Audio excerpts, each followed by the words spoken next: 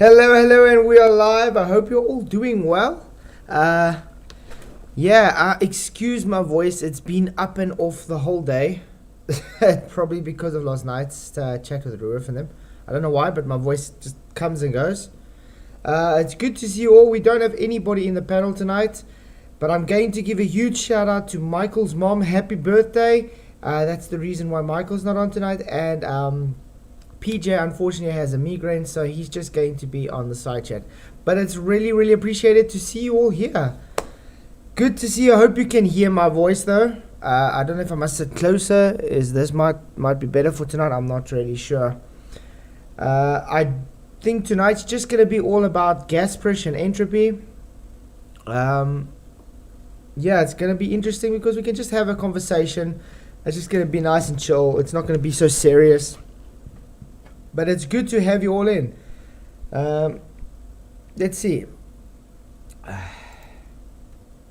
We do have a what's the name going up. As you can see, my OBS is up. And we got a poll. Entropy kills the globe narrative, which is true. I mean, you can't overcome entropy. At least we got 84% of people saying, yes, you cannot overcome entropy.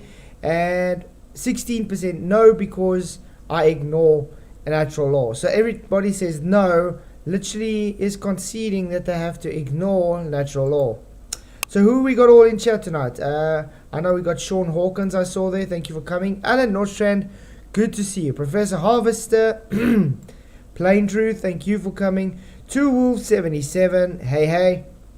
PJ Cruikshank, great to see you, brother. YouTube, Richard G, Tony Whitcomb, Mojo Shop, thank you for coming. Tiger Bear and Glowberry Pie. Thank you all for coming. I'm glad you can make it. Oh, who's in chat? It's PJ. PJ, I thought you were coming. I was just watching the start and I heard that there was nobody in panel, so I thought I'd better come on for a bit at least. Is my voice at least okay? Yeah, it sounds okay. It sounds a little bit gruff, but it's okay, yeah. Let me just maybe try and sit a bit closer. Yeah, because it's been up and off the whole day. So if I do start talking mute, you know why. Hi, NFE, good to see you, mate. Thank you for coming. Guys, if you haven't known already, there is a live stream at the moment with Lumpy Gas in a Vacuum on Gold's channel. I do see they live now as well, so That's weird. Gold usually does his about where I'm at. It's usually about 2 o'clock in the morning. Yeah, now he's having exactly the same time as my stream. Ooh. I don't find, but that's fine. Okay.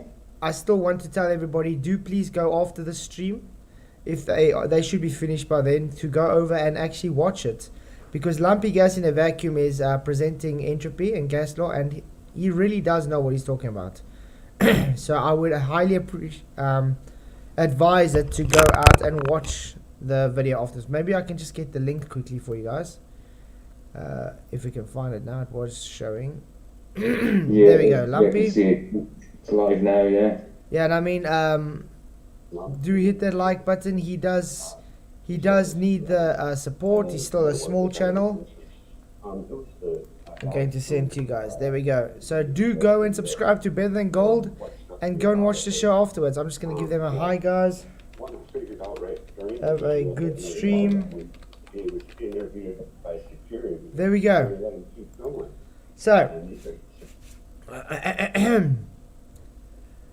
PJ, what is your take on gas behavior? Well, as we know, it doesn't conform to a ball. It doesn't conform to a spear and stay like that. It disperses if it's released. It disperses in all directions. As like we keep saying. And if there was a vacuum, it would disperse all into the vacuum. You know. Yeah, exactly. Without containment, you're saying. Yeah, because I mean that's one thing that the globe doesn't understand. That entropy and gas behavior go hand in hand. You're going to have to they have to understand that just because they claim pressure gradients, it doesn't mean gravity. It doesn't mean you don't need containment.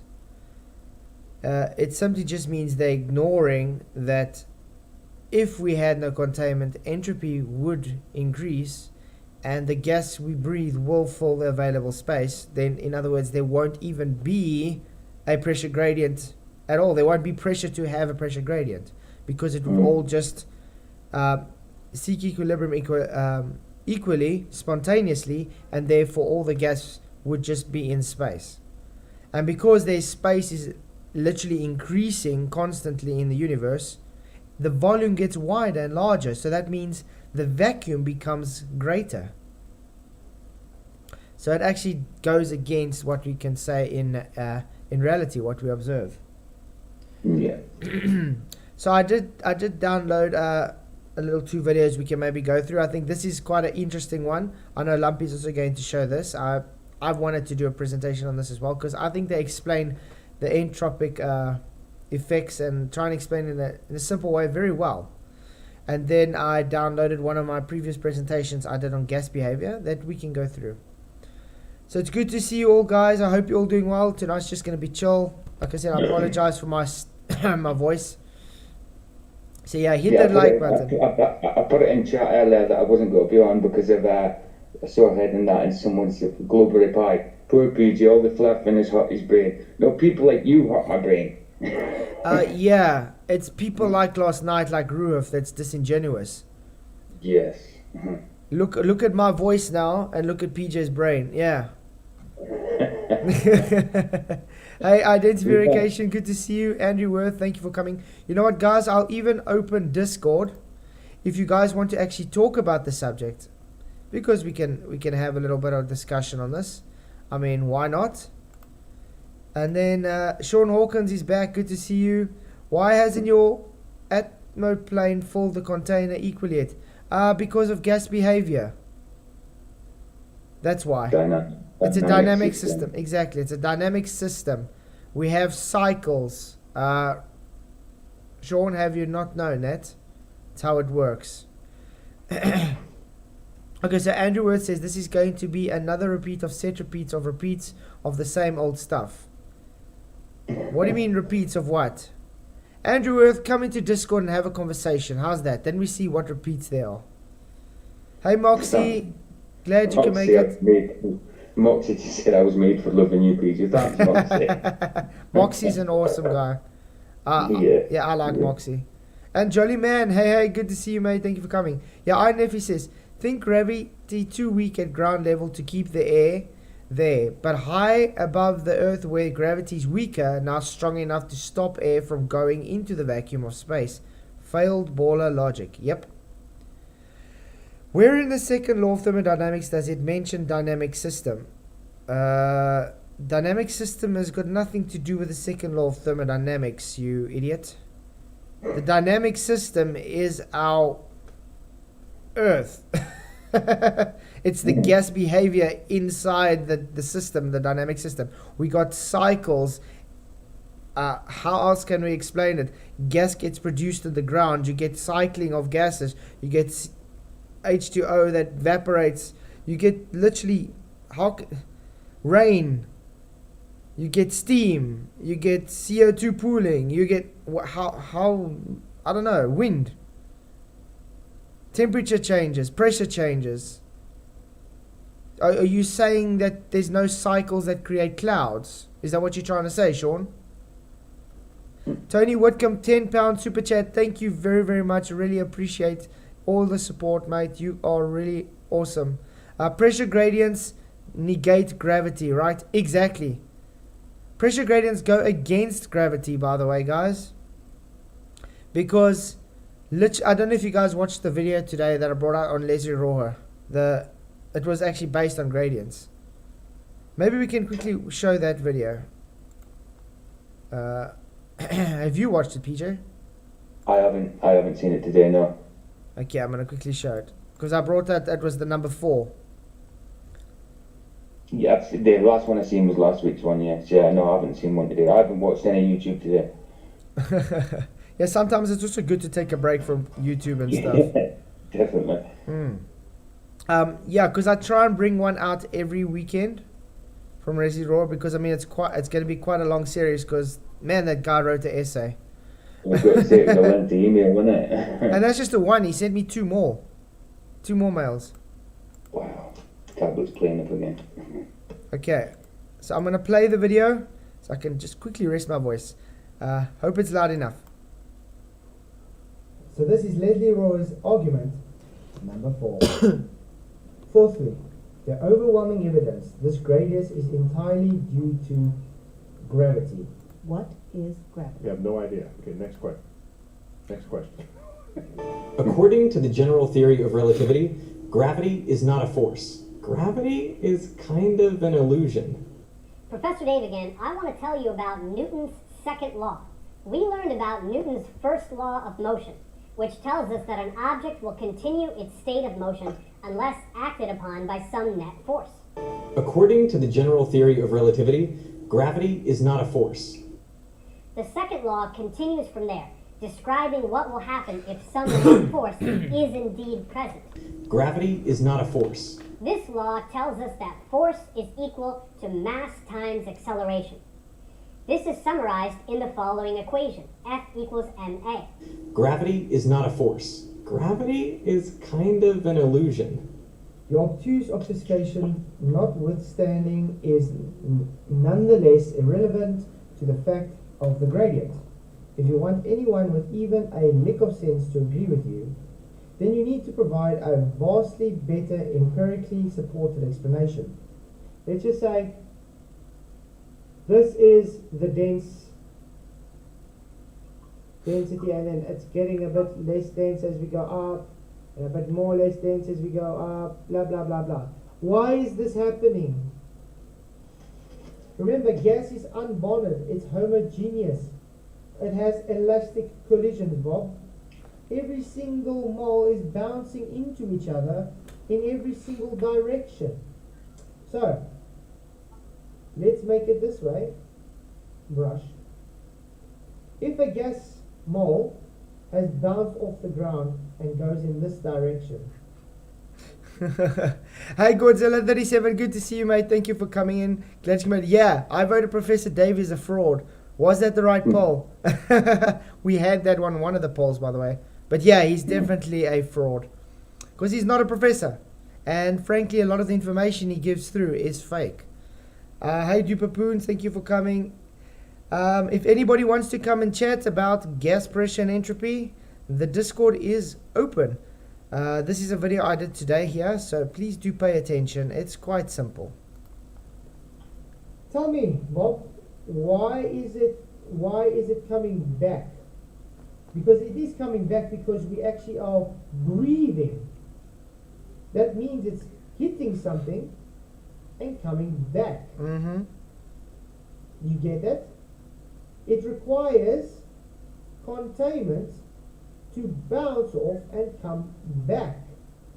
Now, because we got the most concentration of gases lower down, means there's more bombardments per cubic centimeter compared to there, or compared to there. Doesn't mean that there's no gas up there. There's the same gas here as there is here. Just the concentration of gas is more down here than there is there. It's very simple stuff. It's called gas behavior. Even if you could do this, it does not ultimately matter. The simple fact is, it does exist. And this fact sends a ton of nails deep into your flat earth coffin, even if it by some miracle you were actually able to come up with an alternate explanation that is not totally destroyed by every bit of available evidence. It's very simple stuff. It's called gas behavior. Now, the surface of the ground means there's more for the gas to hit off of. And at the ground, there's usually rocks, mountains, trees, people, farting, cars, gases produced at ground level, and cycles happening. That is why we see the most concentration of gases lower on the ground. Although the direction of flow is not directly affected by gravity. Although the direction of flow is not directly affected by gravity. Although the direction of flow is not directly affected by gravity. So yeah, that was that video. It's very simple, guys. You can't have pressure gradients if you're claiming to have an open system. That's very plain and simple. There's a reason why we do have pressure gradients, because we have containment. It's explained very simple. If you have the gas hitting around all over, just imagine now the gas is bouncing, because I mean it's literally bouncing in all directions all the time, non-stop. It never ends. Hi Carl, good to see you. Thank you for coming. And those gas particles can only change direction once, with a collision, because that's how it works. A gas has what they call elastic collisions. So it doesn't transfer any energy or anything. It literally just changes the direction. So if one gas particle hits another, they both just bounce away. That's it, but it still keeps the same kinetic energy. Yeah. I like what Duper just did. Duper just said you need a vacuum for gas pressure, then changed his mind, retracted it, and put you need an open system for gas pressure. But weird how we can actually demonstrate contained pressure gradients. How have we ever got one demonstration from the globers that show pressure gradients without a container? Show us pressure, gas pressure, without a container, which literally violates what gas pressure is. Andrew Worth says, why do we still have pressure gradients in containers where the air is being constantly mixed, i.e. a terrarium with a fan? You just literally debunked the globe there. A terrarium is a closed system, and you have pressure gradients. So it's a dynamic system. Congratulations. Oh, but anyway, I was explaining the gas molecules are bouncing all over. So the point is the gas molecule can only change direction with a collision. Now, if it's hitting and it's going somewhere, and we still got gas here, that means it's returning to us. That really requires it to be contained so it can return to us. Otherwise, the gas would just bounce off the surface and go into your vacuum, your space, and it would never return because it won't have any changing vector. Remember, you guys require a force to change the vector of it, hence F equals ma. Your gravity is not a force, so it can't do anything to gas even if it wanted to.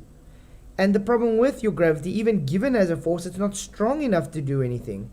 And where it's the strongest, which is this closest to mass, which is the surface of Earth, can't hold it down. How would you expect it to hold it down higher up, where it's weaker?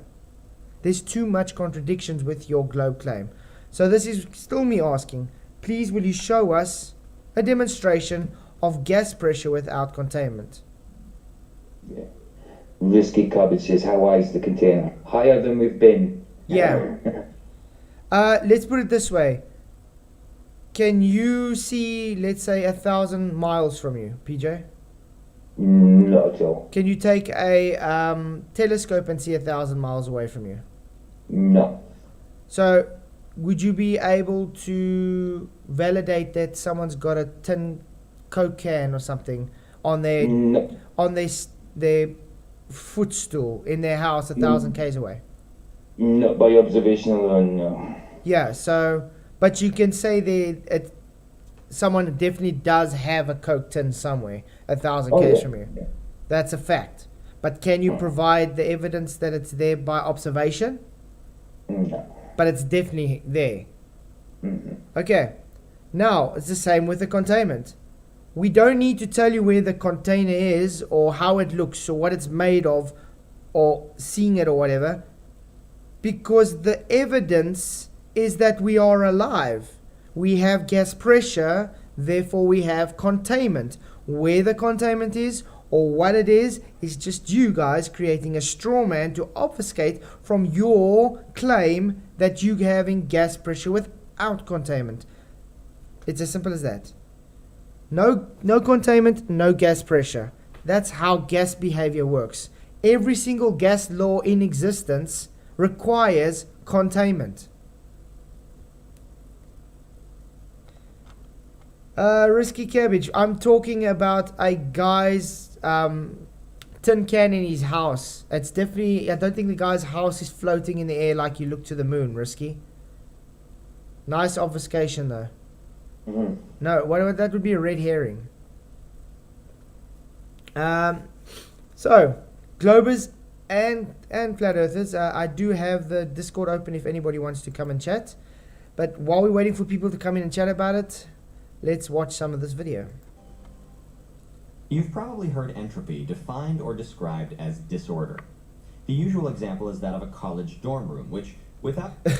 Andy Worth says, what causes gradient in terrarium? No gas production inside. He's probably never heard of photosynthesis, has he? Hey, Quinlan1977, good to see you, mate. Thank you for coming.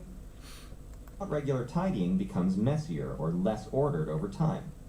Supposedly, the entropy of the messy room is higher than that of the tidy room. Now, this analogy is easy to picture, but it's misleading. In this video, you'll learn a more accurate description of entropy. This video is part of the Governing Rules video series. A small number of rules describe the physical and chemical interactions that are possible in our universe. Hi, my name is John Leonhardt, and I am a professor in the Department of Mechanical Engineering at... Mechanical engineering, they usually study thermodynamics, guys. So do pay attention, because this is why I laugh my ass off when you get the Globers coming in and saying, oh, but thermodynamics only has to do with a closed system or only has to do with a isolated system. No, thermodynamics has got to do with the relationships between all systems. Hey Ryan S, good to see you. Thank you for coming. Glad you can make it. That's why when you study mechanical engineering, you do thermodynamics, because you need to know how the gas works in an open system, how it works in a closed system, and how it works in a hypothetical isolated system. Remember, isolated system is only hypothetical. That's why it's called the universe, because that would be the outside boundary of everything inside, because you have systems inside systems. So when you have the universe, which is the hypothetical isolated system, it's got nothing that can go through its boundaries, matter or energy. When you have the systems inside there, which be a closed system or an open system, the open system would release the matter and energy through its boundaries, because there's no boundary, to in the available system, which would go into the universe, the surrounding system. If it's a closed system, only the energy can pass its boundaries, not matter. So in other words, let's say you have a closed container and you have gas sitting in that container and you have a heat source from the surrounding system. It can cause energy transference through the boundary, but it's not going to cause the gas or matter to escape through a physical boundary. Very simple. But yeah, it's good to see you, Ryan. It's good to see everybody here. I'm glad you could make it. MIT. Today, I'm going to talk to you about entropy, a fascinating but often confusing topic. In order to understand the topic of this video, you should be familiar with the idea that energy is quantized. And hey Shane Duplass, good to see you, mate. Thank you. He says, what if there was some sort of force holding all gases down onto the earth? Yeah, just weird that there is no some force doing that. Gravity's not a force. Try again. And the thermodynamic definition of a system and its surroundings. After watching this video, you should be able to describe, at a basic level, the concept of a microstate. You should also be able to discuss what entropy measures in a conceptual way. First, what do we mean by a spontaneous process? In thermodynamics, a process is spontaneous if it will occur without any outside intervention given enough time. In the world around us, many everyday events proceed in a particular manner. Exactly, Tony. A lot of Trekkie fans in chat. They think we can go somewhere that we can't. Yep. It's that beam me up, Scotty mentality. Because I saw it on a video, therefore it is real. It's not true, guys. Gravity is science fiction, exactly. No, there's no force making things accelerate towards Earth. Shane, the only force attributed to things falling is the density. Pressure. Pressure, you know the key words are pressure, not gravity. We would call them spontaneous. You have observed spontaneous processes yourself, but because they seem so natural, you may not have taken particular note of them. For example, think of an inflated balloon that hasn't been tied and is simply pinched between someone's fingers. Once the person releases the balloon... Shane, you are trying to bring a strawman argument here. You're trying to bring in relative density, aka specific gravity, into the mix. Okay? Just normal relative density, aka specific gravity, doesn't give a force to it. It only gives giving a what can you say, a vector to saying if it's going up or down. That's it.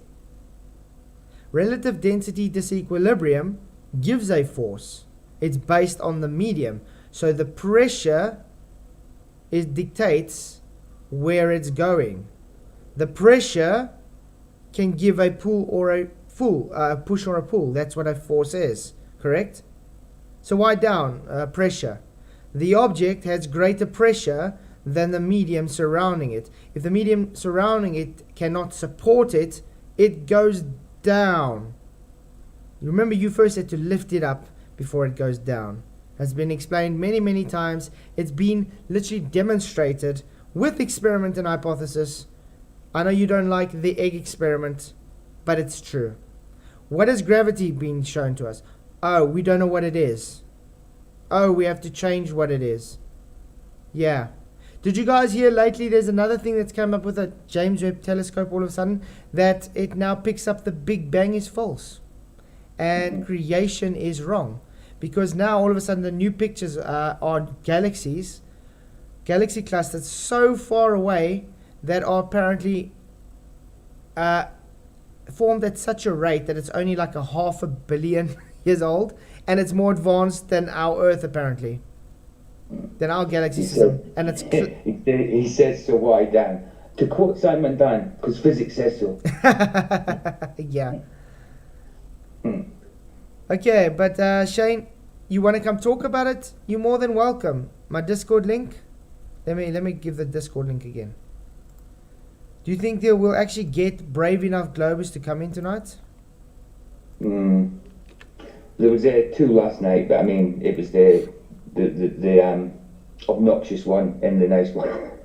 Yeah, Bacon, I must say, Bacon's still nice and everything. Yeah, good stand, yeah. But Ruef, oh, what a disingenuous prat. Oh, I'm telling you, I mean, he even got me to swear last night. That's probably why my voice is like it is tonight, guys. So, yeah. You were getting annoyed at him, definitely. But it was fine, though. The reason I really appreciate him coming on, because I got him to do the impossible. What was the globe claims all this time? You can't do celestial navigation on a flat Earth. Literally, he did it for us. And then what is his obfuscation? Oh no, look, using this map, you get it this discrepancy away. That's not the point. The point is, you said you can't do it. You literally just did it for us. And then you have to concede the map is what changes how accurate you are to the fix. By ignoring, he used all the flat Earth data to get that fix. And you didn't think you'd get that answer, did you? And you got it, and he didn't like the fact that you got it, so he had to query, what? How did you get that? Yeah, I don't have to tell him. That's why I said, why must I tell you? And then he still thinks somehow orthographic view is showing convergence. But parallel rays stay exactly parallel in orthographic. Hey television, good to see you, mate. Thank you for coming. Glad you could make it. Oh, Rocket, Rookie 1973. Okay, it's good to see you, mate. Thank you for coming. Let's carry on. Entropy. What is going to happen? Experience tells Andrew Worth, but you got it wrong. What did I get wrong, Andrew? We measured flat and we got a fix. I don't care if it's 10,000 kilometers out. You literally did what the impossible was, and I got a glober to do it for us. Yeah. Hey Alan, good to see you, mate. Thank you for coming. Yeah, but we like Star Wars as well, but we know it's science fiction. Oh yeah, there we go. My shirt, Star Wars. I got it on. Oh, you wearing a Star Wars shirt? Got my shirt, Star Wars shirt on. Yeah. I like Star Wars, although today's Star Wars isn't the same, but it's okay.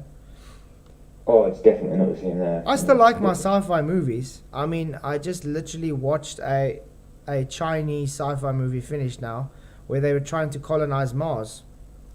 Right. Yeah, so I Yeah, still enjoy them. it. I like them. I mean, the last one I liked was Interstellar. I like that. Oh, that was pretty good. Yeah. So it's sad that they think all of a sudden when you're a flat earther you just don't like any sci-fi anymore. That doesn't mean you don't like it. You just understand it's bullshit. Exactly. Everybody loves fantasy. Do you know what I mean? Of course, in one way or another. You know what I mean? But we know when it's not real. Yeah. Hey, Alex the Alien, thank you for coming. Glad you could make it. Yeah, Shane Duper says, the balloon is an example of how rockets work in space. No. Rockets do not work in a vacuum. We have literally done streams on this, looking for demonstrations, and you can't get one that works in a vacuum. Disney did ruin Star Wars, Ryan. 100% agree. The problem with this Star Wars today, it's based for a younger generation.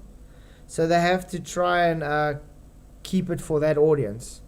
So remember, they go for generations on a certain... I mean, we had a different... When we grew up, we had a different type of generational view compared to the children today. So it's more catered for that market, that's why. So today it's for us kind of rubbish. Kind of filtered down. But yeah. Yeah, I also want to see a balloon in space, Ryan. What is space, by the way? Yeah, Ryan just said it. What is space?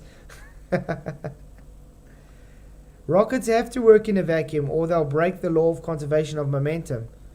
Andrew Worth, I can't believe this. We're actually going to go do another drawing in paint. Seems you have to do this every night from now on. Okay. We're just going to give a boundary for a vacuum chamber. Because even your space would require a boundary, guys. A vacuum requires containment. You do know that. Exactly. Okay. Let's have a rocket now. We're just going to make this a rocket. We're going to say it's here.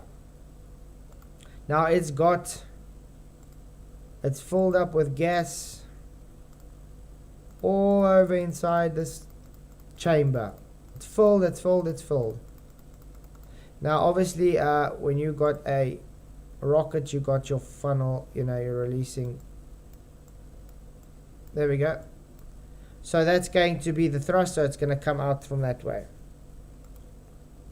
Now remember, in the vacuum you got very, very, very minimal amount of gas.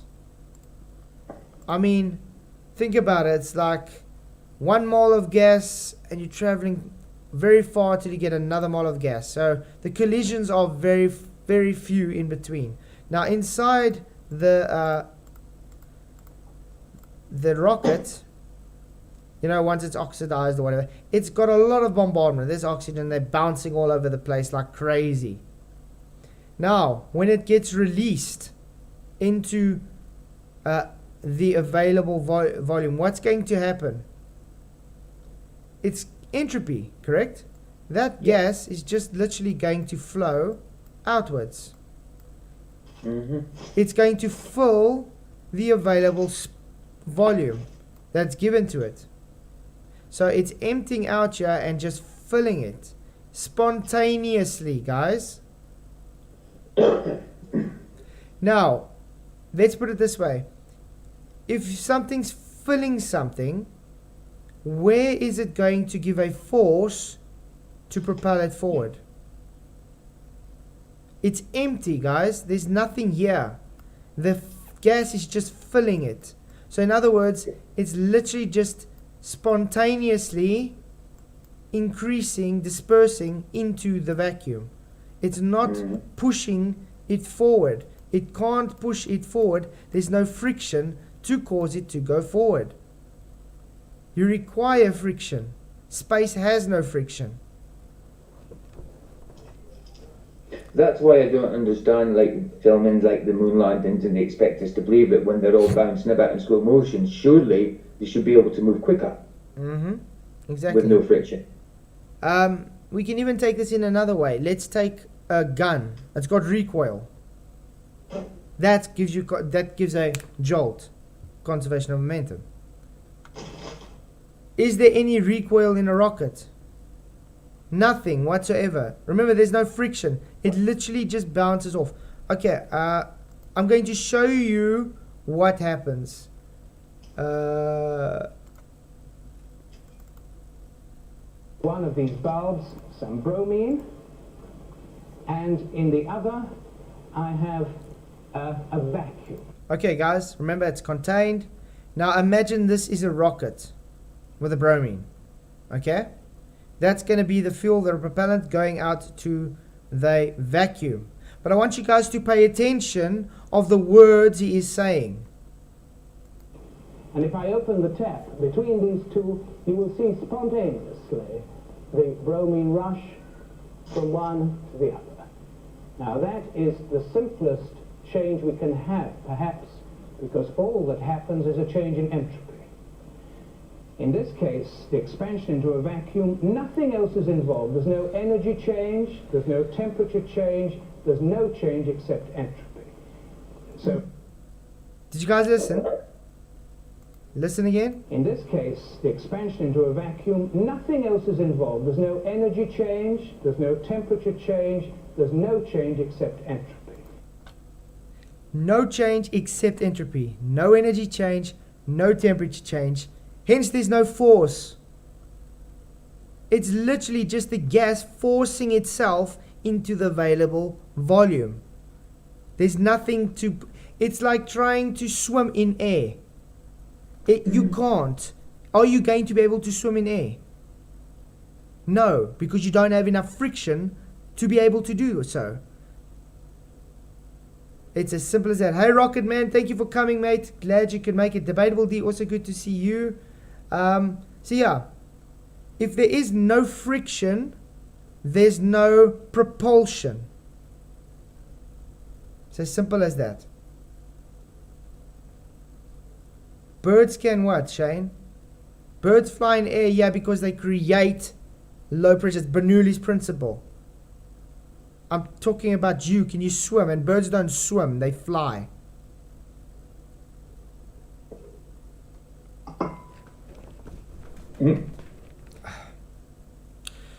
And try and get a bird to fly in a vacuum.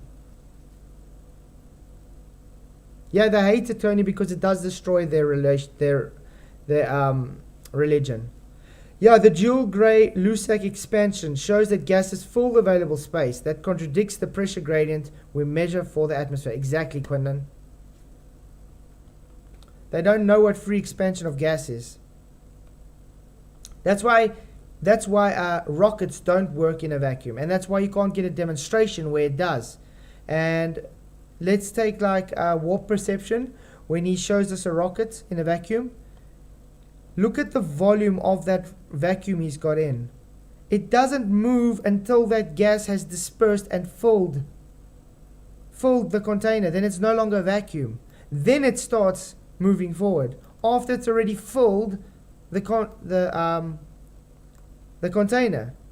So if you guys really want to test this out, I suggest getting hold of NASA or Brian Cox, whoever you want, and telling them, take a rocket, a small one, stick it in the Sandusky, Ohio vacuum chamber in the middle of it when it's on full vacuum, and tell them to put a rocket, light the rocket and see if it's going to have propulsion. I guarantee you they won't even try put it up for debate because they know trying to do it will prove it wrong. Rockets do not work in a vacuum. The positive claim is it does, and we don't see any evidence that it does. Okay, let's get back to where we were the video. Downloads. But it's good to see everybody here. Thank you for coming. We were 9 minutes in, I think. What happens? Tell the balloon between someone's tells us that the gas inside the balloon will escape rapidly from the opening.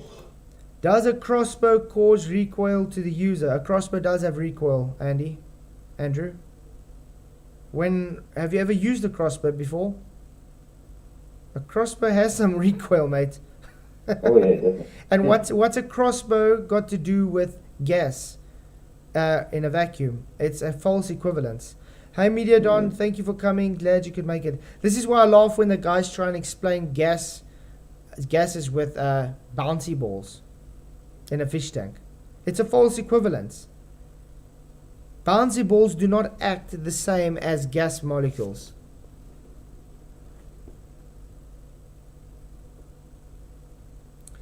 What? And he says, why would a crossbow be different in a vacuum? What do you mean? Why would it be different? A crossbow has recoil. It's got friction on itself. It literally pushes itself back because of the recoil of that band hitting back on it.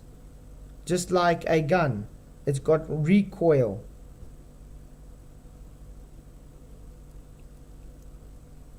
The gas, like this balloon, if you had to take that balloon and open it up in a vacuum, it won't move forward at all, because all that air just fills the available volume. It's literally taking the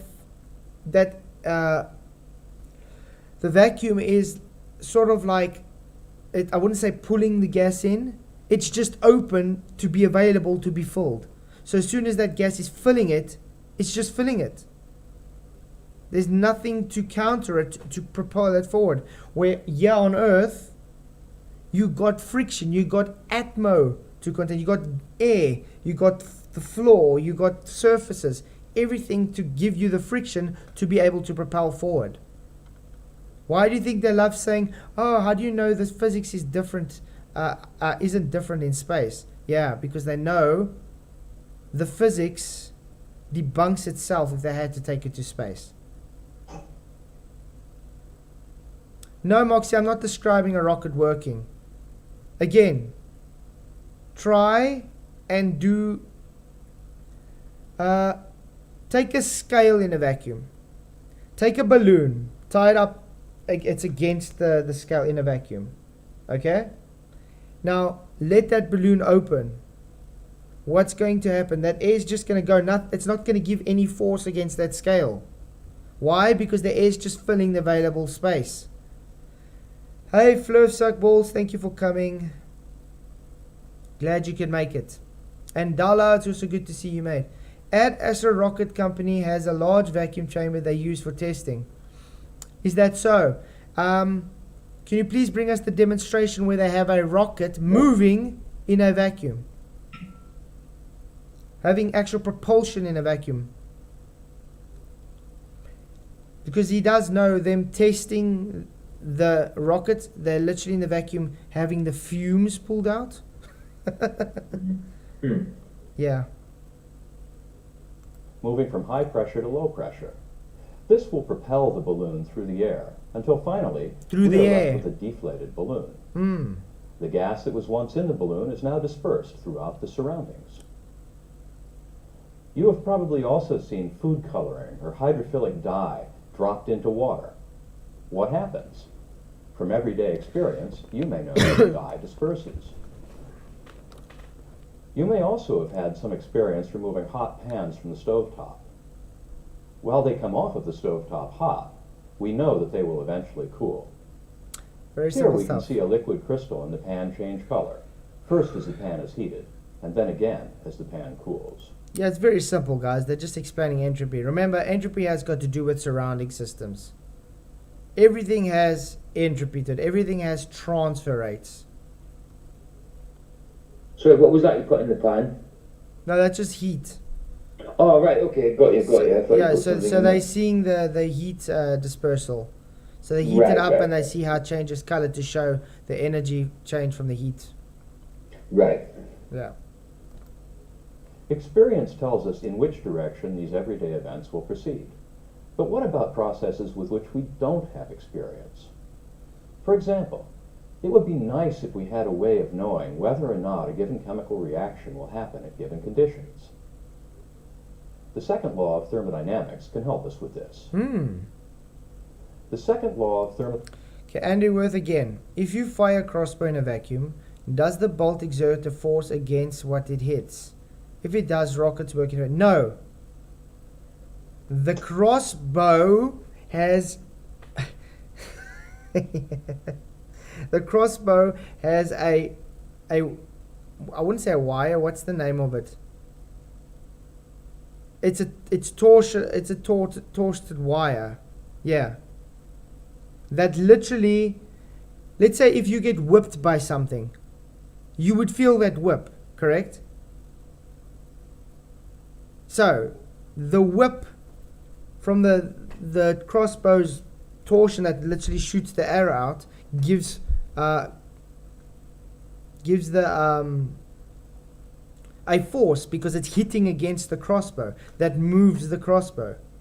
It was already torted into the crossbow and it hits against it. Physical. It's a physical force of the wire hitting the crossbow. Gas is a total different equivalence. The gas just fills the available space. It doesn't propel anything forward. It's got no pushback.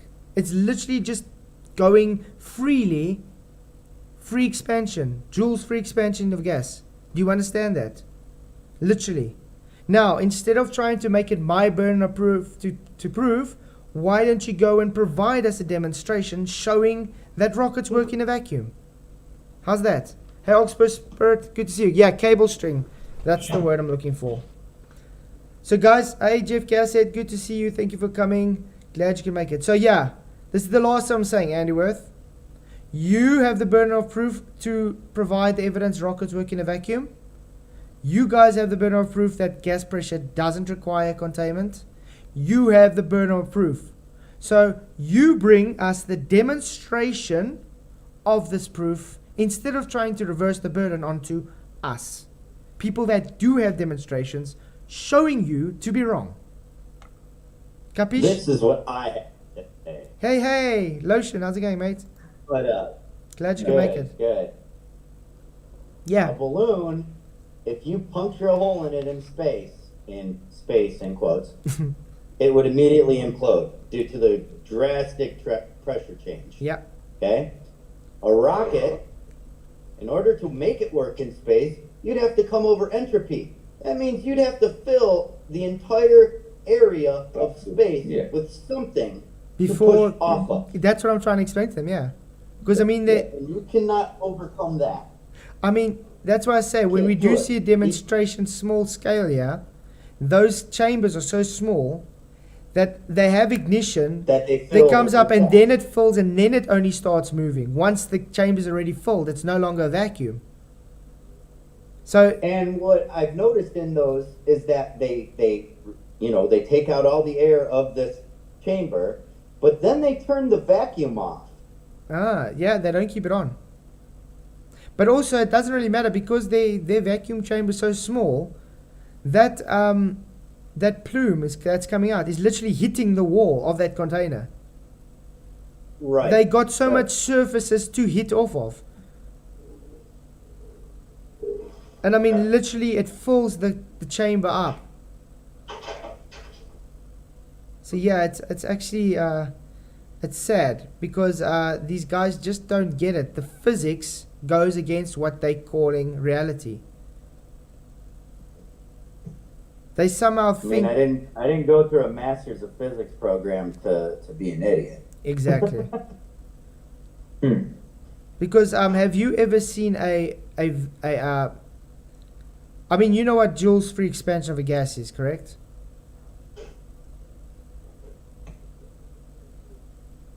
Lotion? Say that again. Joule's Say free, again. Joule's free expansion of gas.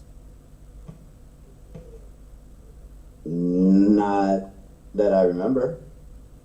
But I mean, Joule, wait, like Joule as in the energy or the energy, yeah. the unit? Just their free expansion. It's literally just saying the entropy increases without the temperature and energy changing. You know, there's no force change, nothing. It's literally just the gas moving into free space, and that's it. There's no change in anything except entropy increasing. That's what I was showing with the bromine and the vacuum. Gotcha. Yeah. Simply, that's what happens with a vacuum, a rocket in a vacuum. It just fills this available volume. There's no energy change, there's no temperature change, there's nothing. There's no force there to push it away. It's literally just filling the space. So it's negating. I mean, it's negating the gas coming out at a force. if you could take I want to say you had a fold up platform, right? And you threw it out with a tether behind the rocket, and that thing opened up, and then you put, you lit your oxidizer, then yeah, you'd have something to push off of. But even at that, you still wouldn't go far because it's pushing in the opposite direction. Yeah, exactly. Hey, Vape and Shred, thank you for coming. And SI Man, good to see you. Yeah, I mean, it's like simple. Let's take this. There's going to be another false equivalence, but it's just trying to explain it in a way to them. Let's say you have a wall, and you're leaning against it. Now you're pushing yourself backwards off of it. You have something to push off of. Now take that wall away and try and do the same thing. Are you going to be pushed off backwards? No. It's the same as the gas. It's just filling the space. If there's nothing there, you can't propel. That's why these people don't understand when they say, oh, but you can take a bowling ball and sit on a chair and throw it and it'll propel you forward. Yeah, but which environment do they do it in? They do it in a friction environment. You got friction on the floor, you got friction in the air, it's like recoil. You're recreating recoil with it. But you can't recreate recoil with gas leaving a system to fill another system. I mean, it's very simple.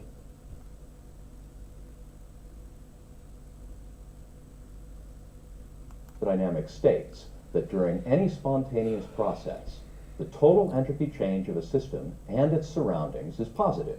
In other words, the entropy of the universe, that is, the system plus surroundings, can only increase. Aha! So you get what this is going, guys? That's why they say, oh, but it's only got to do with the isolated system or closed. No, bullshit. It's got to do with all systems. Because you have a system, remember system plus surroundings? That is what it's about. The system plus its surroundings. So when you pop a balloon, the air that was inside the balloon, aka the system, is now dispersed into the surrounding system. Entropy has increased, positive, microstates. You got more chance of more microstates. Simple as that. But what is entropy? Is entropy a magical force that overturns your furniture and creates havoc in your office or home? No.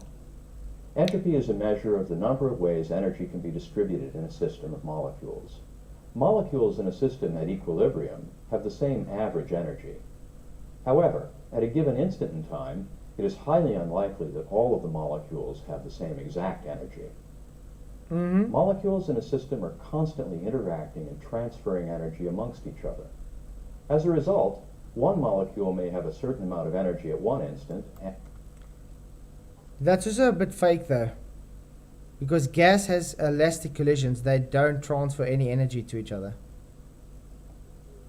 Well, they don't transfer any kinetic energy, but they do have transfer of collision though, because I mean, it's literally you bouncing, you're changing vector. But how they place it, yeah, it's not really correct. Andrew Worth, do you believe that drones can fly in a vacuum then too? Because that can't happen either. Nope, no way. No way. I think even Action Lab took once he put flies inside of a vacuum. And they couldn't get the flies to fly. Wow.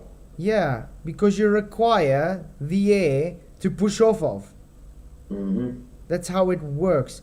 Let's take high altitude balloons for instance.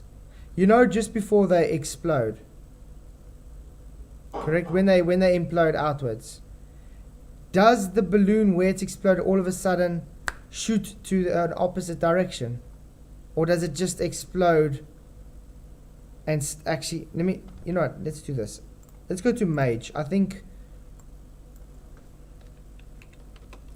I would disagree with you, Duke. But not every scientist in the world knows the Earth is a globe. There is scientists out there that are flat earthers. I mean, what's his name? Neil deGrasse Tyson. He knows it's flat. He just doesn't admit it. yeah, he can't. He would literally be now then seen as a laughing stock or something, and he'd be lose his credibility, and everybody will see him as a liar. Not that he's a real scientist. He's Yeah. probably just an actor. Yeah, he's an you know? actor. Astrophysicist Yeah. isn't a scientist. But like I'm saying, it's very simple. What do you think happens to the credibility of a so-called scientist that's been punting a globe for all these years and has to come out and say, listen, yeah, guys, I've been teaching you guys wrong all this time? Exactly. What do you think would happen to him? He has the explosion. Okay, guys, now look at this balloon, okay? We might need to go touch back. Just before it explodes.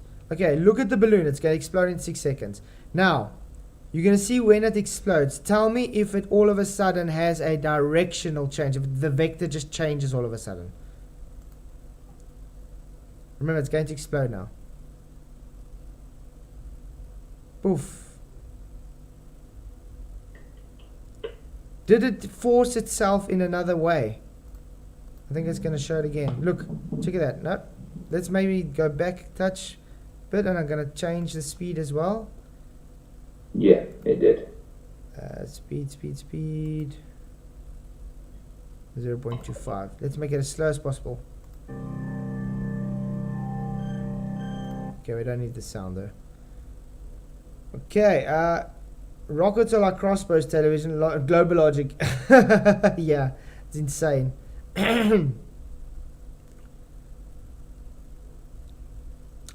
Hey, Andrew, good to see you. Eduardo, thank you for coming. Glad you could make it. Okay, but now look at the balloon. Okay, this would now represent a rocket. It's going to explode. Okay, explode. Okay, there we go. It's exploded. Okay, let's see when it shows it bigger. Because this would be like they are trying to explain a rocket, guys. But I'm going to show you now that this literally goes against the claim of a rocket. Okay, watch this. There we go. Okay, it's exploded. You see that now? Yeah. It's exploded. It's fully open. It exploded from there. The gas is just filling the available volume spontaneously. Did the whole balloon and everything just shoot all of a sudden in that direction?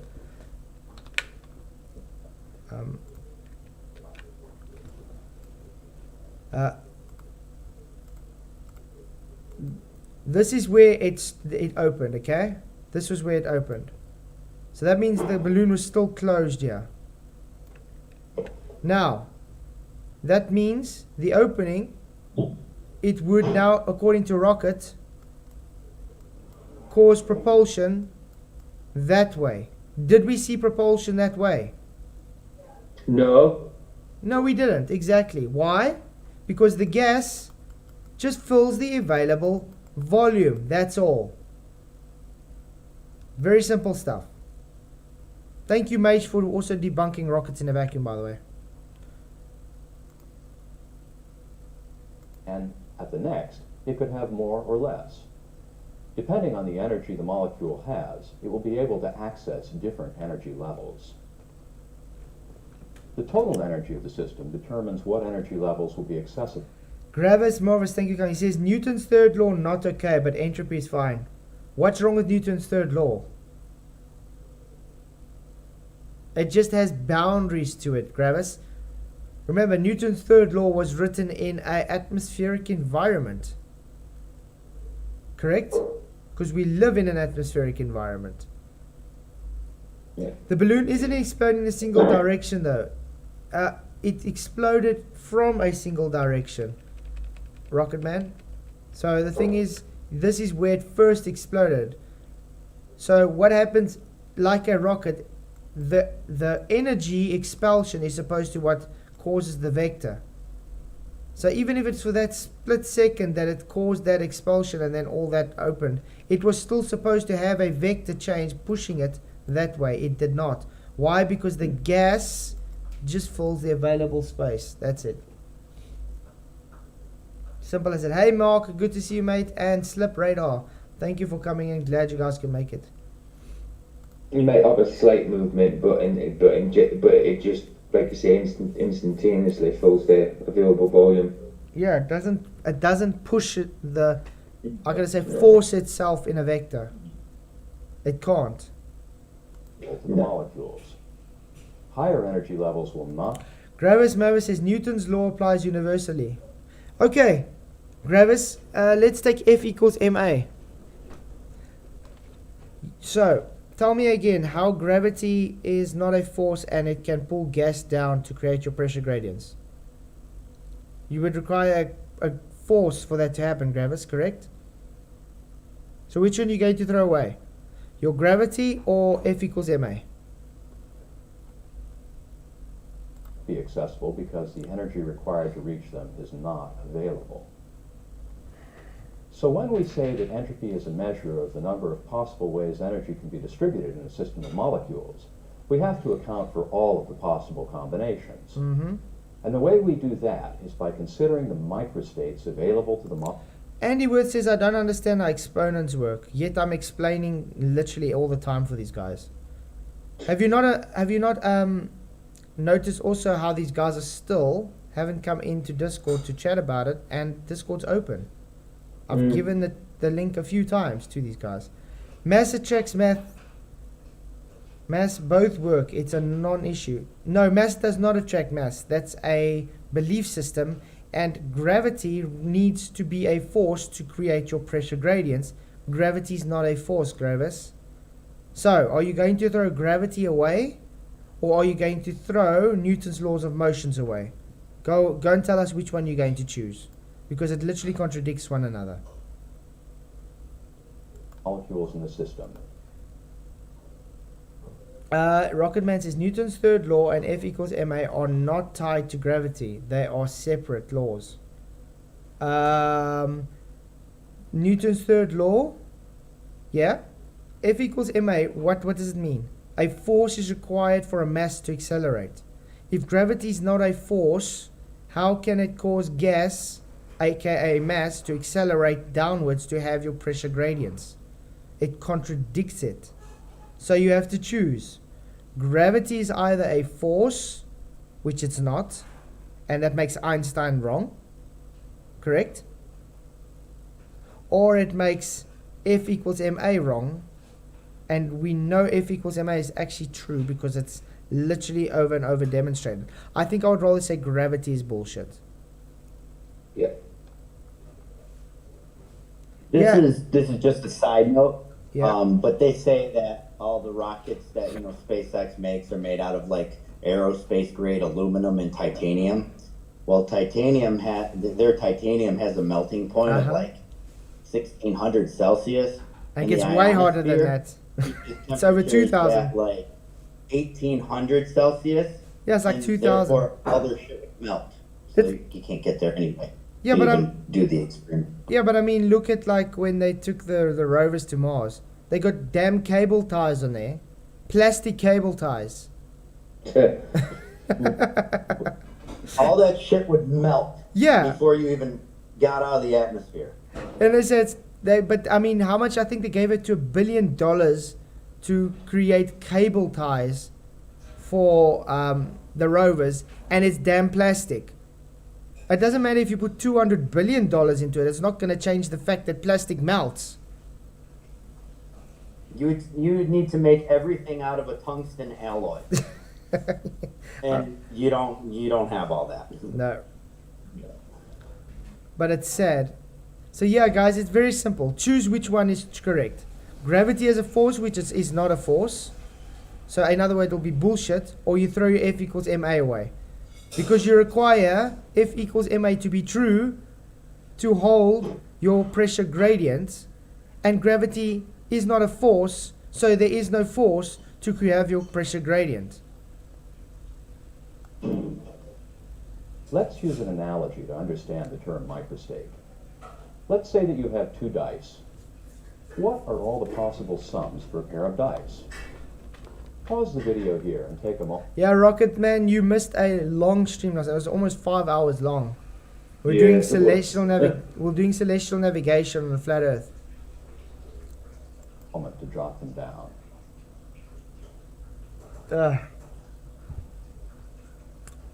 Okay, you should have a list that looks something like this. We would call these sums possible macrostates of our system. The macrostate doesn't tell us what each individual die reads when we roll them. Yeah, it's just got to do with the possibilities of each arrangement. That's all. So when entropy increases, you're just increasing the arrangement of molecules in the surrounding system. That's why they say it's an increase.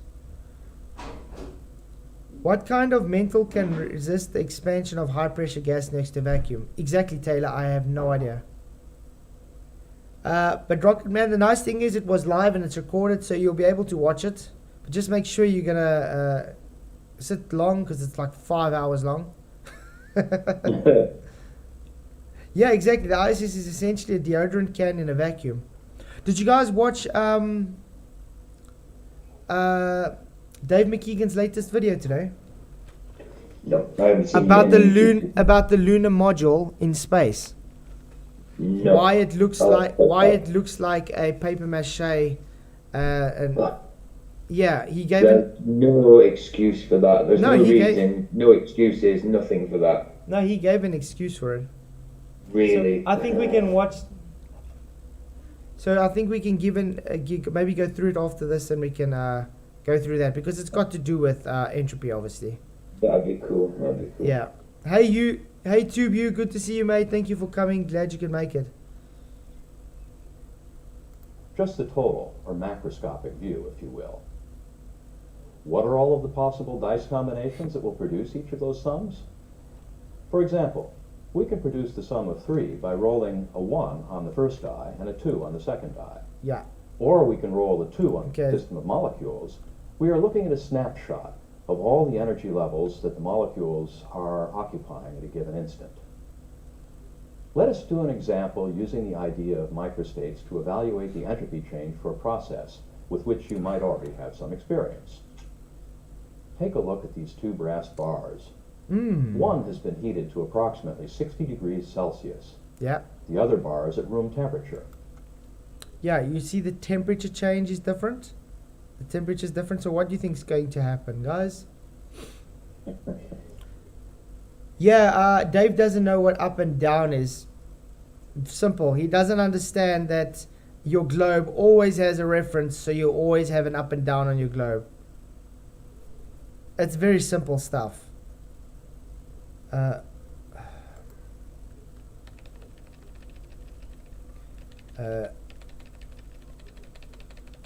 wonder how much times I can redo. Okay, I think that's about it.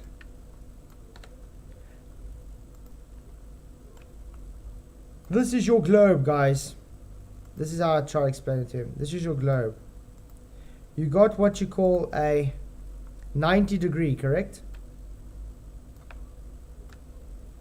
So, you got 90 degrees.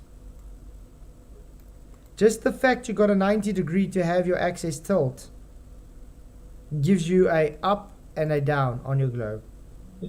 Yeah. That's it. Even if you are now in space, as you call it, this way. You still have an up and a down, just means you were upside down to it. Why? Because the reference is based from the sun to the earth. You have a 23.5 degree tilt according to the sun. Your reference has an axis tilt to the sun. If the 90 degree was now opposite, that's not 90 degrees, correct? Because that's 90 degrees. Because you follow the degrees around a circle circumference. So that's not 90 anymore. That's a different angle measurement. Get it? So you have an up and a down, Dave McKeegan. Very simple stuff. Approximately 20 degrees Celsius. When we push them together, what will happen? They will transfer to one to another. Zeroth law, guys. It's literally going to transfer to each other and become the same temperature. From experience, you probably know that the two bars will equilibrate to some temperature between the hot temperature and the cold temperature. Here you see infrared images of the two brass bars. The hot bar is red and the cold bar is blue. Andy Worth, I did say axis. What the hell is your problem? Now he's trying to tell me not axis. I never said axis. I said axis. That's how I pronounce it. Do you have a problem with how I pronounce words now? You know when you have a problem with how people pronounce words, it means you know you don't have an argument? Congratulations. North on your globe is up. Debatable D, because it's based on a 90 degree reference. Simple.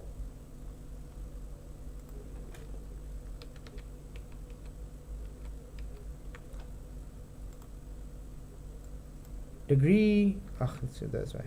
You got a degree. You got a degree. You got a degree. You got a degree. You got it goes on and on right around your globe. You understand that? That's why when you're sitting with a degree like that, 23.5 degree tilt, that is where your north is situated, because the tilt which gives a reference to the sun. Simple as that. You can see the heat diffusing from the hot bar to the cold bar. But can you explain this spontaneous change in terms of entropy? Let's work through this together. Let's try to imagine what each bar looks like at the atomic level. Atoms in a solid are fixed on a lattice. They don't have the freedom to move much, but see what I mean? He's got a problem how I pronounce things. Instead of actually conceding the argument or rebutting the argument, he's worrying about how I pronounce things. Hey, Face Reality, good to see you, mate. Glad you could make it in. I was actually thinking of it today. We should get all each other. I think we should do a stream together. I got an interesting thing I want to do in the Bible sometime. Yeah, exactly, Face Reality. Ask any child which way is up and down. He would say axes. I'm Scottish, I would say axes. So we all pronounce it differently. Yeah, but what's the pronunciation got to do with the argument? Exactly, nothing. That's ad hominem. That's what you call an ad hominem. Exactly. You know what I mean? Hey, Globus Sunday, good to see you. Thank you for coming. Glad you can make it. Very small amount of vibration around the fixed lattice points is possible. How much the atoms move is related to how much energy there is in the system. In our hot bar, because there is more energy, our atoms are vibrating strongly around their lattice position. In our cold bar, the atoms aren't really oscillating much. Nope. When we push these two bars together, some of the energy from the hot bar is transferred to the cold bar. And from the cold to the hot bar. The question is, why is this thermodynamically favorable? Because it's equilibrium. From cold to hot, hot to cold. So it's equilibrium. All that heat transfer is going to the surrounding system as they equilibrate. Pronouncing it. So the colder bar will heat up and the hotter bar will cool down till they reach an equilibrium state based on the surrounding system. So all that heat transfer will go into the surrounding system. So now you take the same principle with gas. Higher gas pressure will seek equilibrium and go into the surrounding system. Hence, if you have two separate systems and you take the barrier away, it will spontaneously go into the surrounding system. Full stop. Also faciality.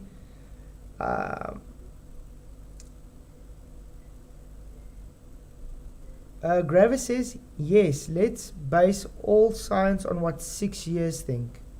What? Oh, by the way, guys, Bob still hasn't come back to me on what science he's presented yet. Weird, eh?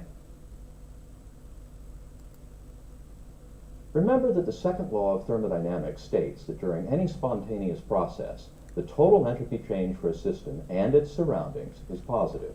And its surroundings. When Pay evaluating attention. the entropy change, whether it is for the system or surroundings, delta S would be related to the change in the number of possible accessible microstates. Do you think that the entropy change for the surroundings, the hotbar, was positive, negative, or equal to 0? Do you think that the entropy change for the system, the cold bar, Where they was lose positive, me, that's where they lose me. Show the particles on a molecular level. If you cannot, then you cannot. But that right there is a cartoon, my friend. Sorry, it's just not gas molecule, guy. I might be wrong. Yeah, remember, it's all based on a model that they're explaining it with, atomic theory and molecular theories. So it's based on that of having an understanding. It's a way to explain the stuff. Does that mean that's actually real? No. It just is a good way of explaining it. One thing we do know, entropy definitely does happen. And it's explained in quite a concise manner, I would say. But it's just a natural tendency. There's nothing you can do about it. You can't overcome entropy. negative, or 0? Please pause. And by the way, that's what gravity is about, overcoming entropy. If you claim gravity is the cause for your pressure gradients, you are literally telling entropy, stuff you, I'm overcoming you because of gravity. That's what you're doing. Video here and discuss your reasoning with a classmate.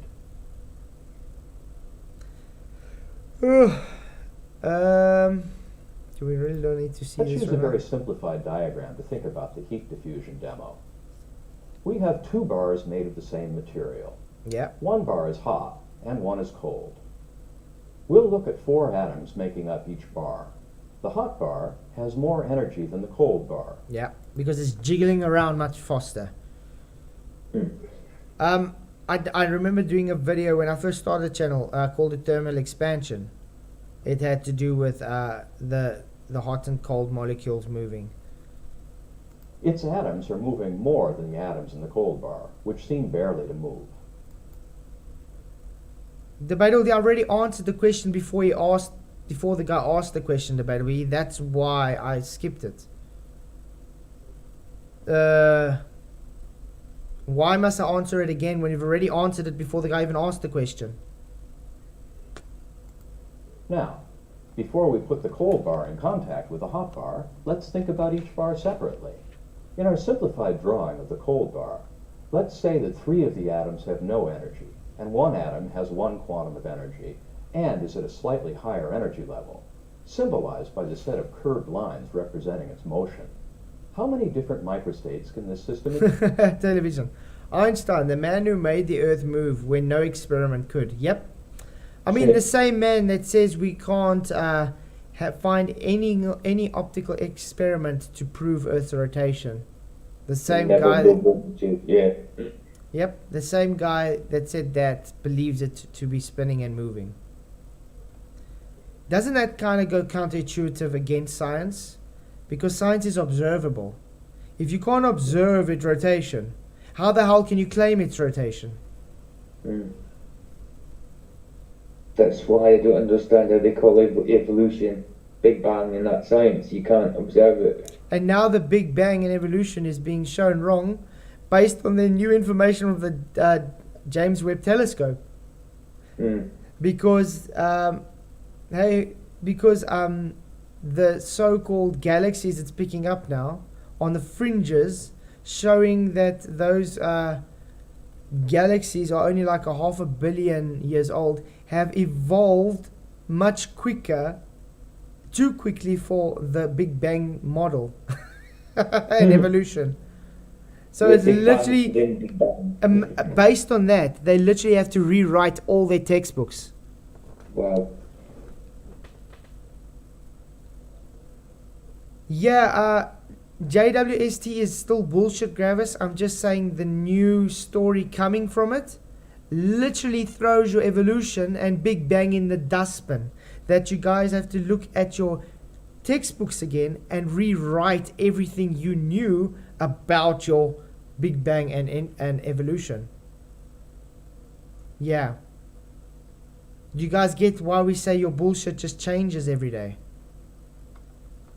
No, it's definitely not real, Eduardo. I never claimed it to be real. I'm just saying the new bullshit narrative is changing based on your old bullshit narrative. It's the same as gravity. It keeps evolving, as they say, because they don't know what the hell it is, because it doesn't exist. That's as simple as that. And you guys are going to keep changing your narrative because you're going to keep finding loopholes in your narrative and you have to try and glue it up. Hence why you get idiotic stuff like dark matter, dark energy, and quantum foam.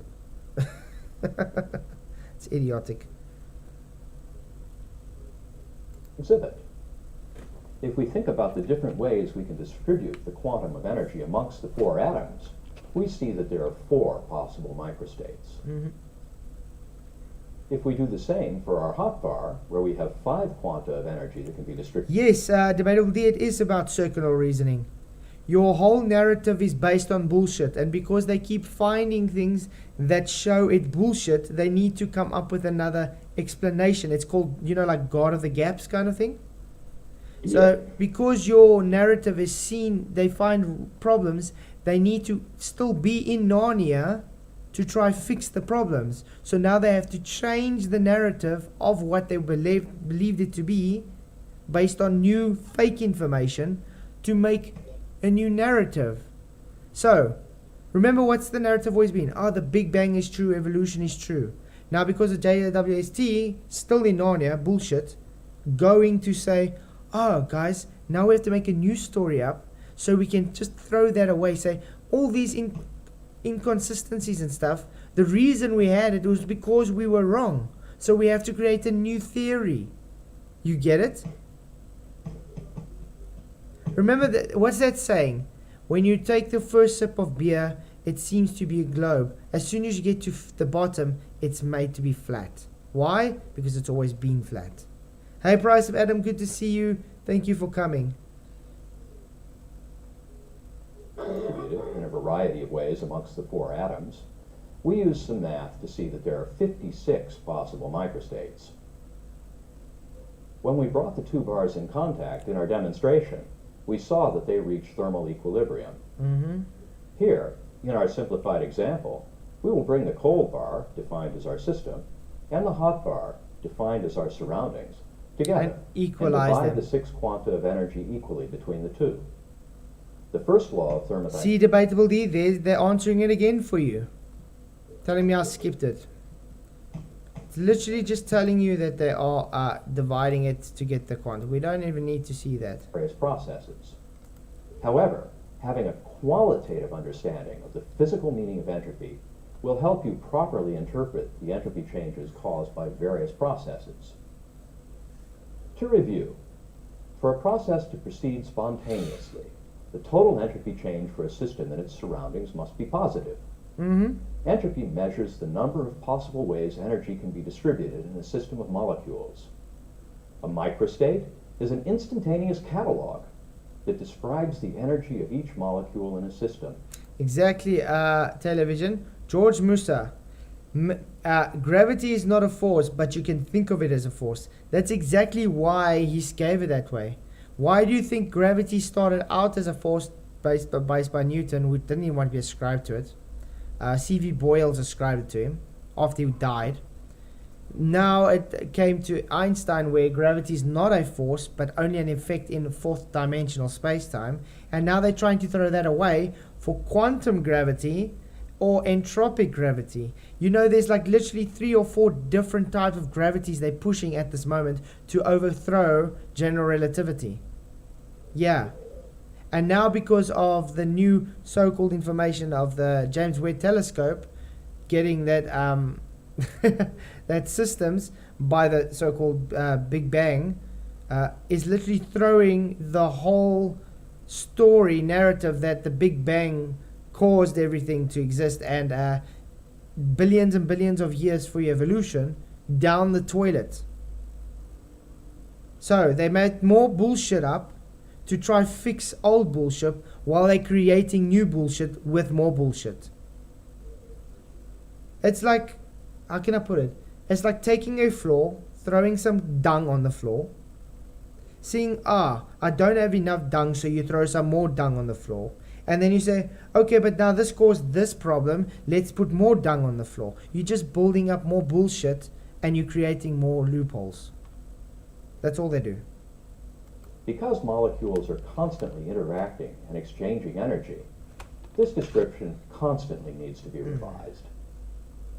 A large system has a large number of possible microstates. Yeah, volume.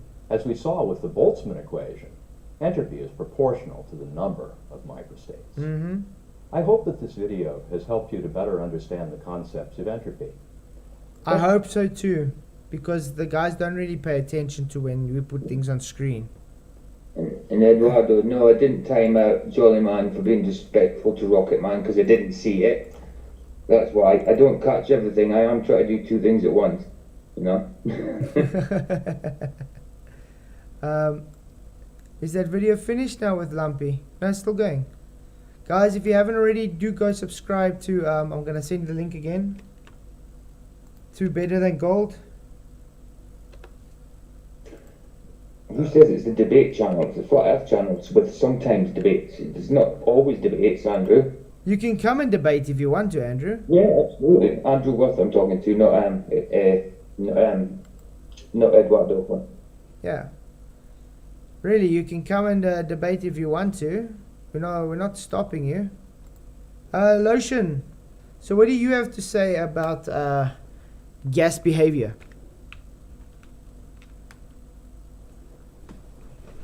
I've been kind of doing my own thing over here. I kind of missed a lot, but I don't know.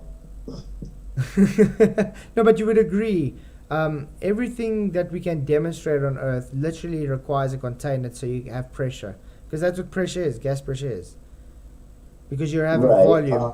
I did actually have a question, though, from earlier. Yeah. If you put sulfuric hexafluoride into a fish tank with no open container, yeah, does that sulfuric hexafluoride maintain a different pressure than the air around it, or is it contained by the pressure around it?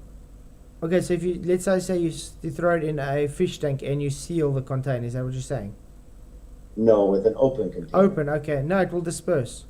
It just takes longer to disperse into the surrounding system because it's a denser gas. So like I was explaining, let's try and explain like this again. Oh, come on, Andrew. I couldn't stay awake because it was so long. 5 hours. It's not because it was boring, it's because it was late here and it was so long. So I'm not wriggling. You pissed me off, so I timed out. It's simple as that. Get over it. 5 hours is a long time, guys. I think you all agree. Okay, let's... I fell asleep for 40 minutes. That's it. Okay, let's say this is now...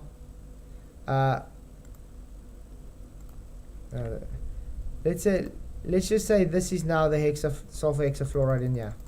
Okay, you can see this lotion in the fish tank. Now when they put a lid on, the sulfur hexafluoride is just going to bounce up and down all the time inside there because it's concentrated in the fish tank. Now if they take that lid away, it's still going to bounce out. It's just going to take longer to disperse because it's denser. Remember, you still got the atmo gas still bouncing around all the time. So it's still having collisions going this way, collisions going in all directions. So while it's trying to bounce out, it's still going to hit into and collide with gas particles coming down, which will cause it to go back down. Now, because it's more concentrated here, because of the density, it takes longer to disperse into the surrounding system. That's why when you get things like CO2 pooling, when people do fracking and drilling for oil and all that, it doesn't stay there indefinitely. It disperses after a while, because otherwise it would just say, oh, okay, we've got CO2 pooling, sorry, no one will ever be able to survive there again, you just never go back, because gravity just pulls it to the ground. Yeah. No, guys. Every single gas in existence will disperse into the available volume, hence why when they show a sulfur hexafluoride in a fish tank, they have to put containment over it, they have to close it, otherwise it disperses into the available volume. I wonder if we can actually get that video up. Hexafluoride in a fish tank. Because I'm sure a lot of people have seen this one where this boat floats on air. Yeah, there we go.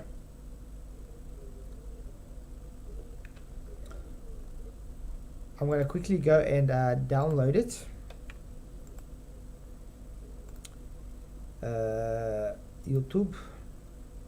I don't know, am I explaining it as simple as I can to people?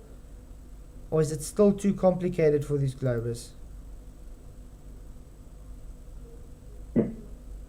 I mean, I'm trying to explain it like I would explain it to a child. I mean, if my children can get it, I mean, my daughter's 7 years old and my son's 4 years old, they get this. So why can't grown-ups get this? We bring in a big tank of sulfur hexafluoride. We start off with bringing in a big tank of sulfur hexafluoride. Now, why would they need to bring a tank of sulfur hexafluoride in? Why can't they just bring it with gravity? Well, yeah, exactly. You can hold it in the hands, can't it? So already, guys, this demonstrating gas pressure requiring containment. So guys, did you see what happened there? They literally had to bring it in a tank, and then they had to put a lid on it so it wouldn't disperse. Now, if you had to leave it open like that, it would literally disperse straight away. Well, not sure, but I mean, it would disperse with time. That's why they got what they call the arrow of time. So if he sealed it, it would keep the gas in there. That's why hence that comes in a sealed container. But because it wasn't sealed, it would disperse. Okay, so let's get Dave McKeegan's latest video on for you guys. Because this is him fighting for the lunar module. Why it looks like so rubbish, made of tinfoil and duct tape.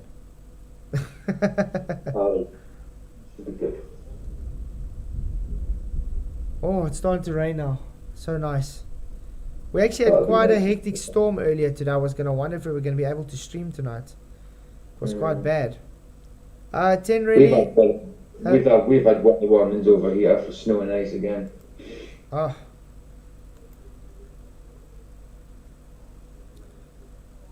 Is someone here a Cavendish? In most of my recent videos. Is someone here a Cavendish fan? That's interesting, yeah. What's the time? Already 11 o'clock. Okay, we can maybe just go on 1 more hour, guys. Remember, tomorrow's work, so I'm definitely not going on to 1 to 2 o'clock again. 50 watching. Yeah, guys, please hit the like button and share the show. It really does help get the show out to more wider audience. Hey, Owen, thank you for coming. Glad you could make it. And RH, thank you for coming. Okay, so Dave McKeegan, why the lunar module looks fake. Hey, Lumpy Gas, good to see you, mate. I did send the link for Gold's stream to a few times, so hopefully they will go and watch the stream and subscribe to his channel. I'll definitely watch it tomorrow or something when I have time, but I hope it went well. So, yeah, the reason I'm showing Mr. Dave McKeegan and what the lunar module has got to do with entropy and gas behavior is simple, because it's claimed to be in space. But let's just go through his arguments though. About the moon landings, there have been a lot of people raising issues with the look of the lunar module, claiming things like it's just a flimsy piece of junk held together with tinfoil and duct tape. It wasn't even tested on Earth, so how could anyone believe that it was able to fly to the moon? I think that's a great question to ask, correct? Yeah. I mean, the guys in America who have gone to see the lunar modules in the museums, it literally, if you see the photos, it literally looks like paper mache and Reynolds wrap, like tinfoil. I mean, we've even had one of the astronauts literally saying it's so thin he could poke his finger through it. Now, tell me, how can something so thin able to withstand pressure? I mean, you can take tinfoil itself and place it around you and breathe into it, you'll tear it. Now imagine putting it in an environment of space. So in this video, we're going to address these points and explain... Dredge, good to see you, mate. Thank you for... Yeah, curtain rods and duct tape. Is Dave married to the dog? I don't know. I think the reason he's got the dog is because all his a lot of his followers are, I don't know, they keep asking for the dog, so it's like his mascot. I think he would lose a lot of followers if he didn't have the dog anymore. It's like creating a, because I mean, you've seen those YouTube channels where a person just walks the dog. They literally just walk dogs. That's what they do. And they get like 7 million views on a video. It's like my missus will sit and watch YouTube videos of people mowing grass because it's therapeutic to her. And I can't stand it. Yeah, you got that guy that literally goes to people's houses and does their lawn for them. Yeah, for his that's YouTube channel. Watches, yeah. I don't know. I can't stand that. Because you know why I can't stand it? Because it makes me think of me doing my own lawn. Got to do it, yeah. Got to do it. I think you also think of it that way. Brianna John says, I have seen the one from Apollo 11 lunar module, Eagle in London. Yeah, and you would say by seeing it, Brianna, from close up, it's not sufficient to go to where they claim to go to, correct? Andrew, well, I'm not going to time you out for that because it's quite funny and it has been said before. Yeah. Like he says that Dave's got his dog and you've got me. Oh, yeah, I appreciate you. Yeah, I mean, how can I not want the Shankinator in here? Exactly. The Cruxinator. So no time out, Andrew Worth. Yeah. Not only why did the lunar module look the way that it did, but why looking like that was pretty much a necessity. But first, a quick shout out to the sponsor of this video, Brilliant. Oh, okay, we don't need to go to Brilliant. Dave McKeegan. Days in Space, being the first America's famous address to Congress, they'll get a 20% discount on their annual subscription. Brilliant.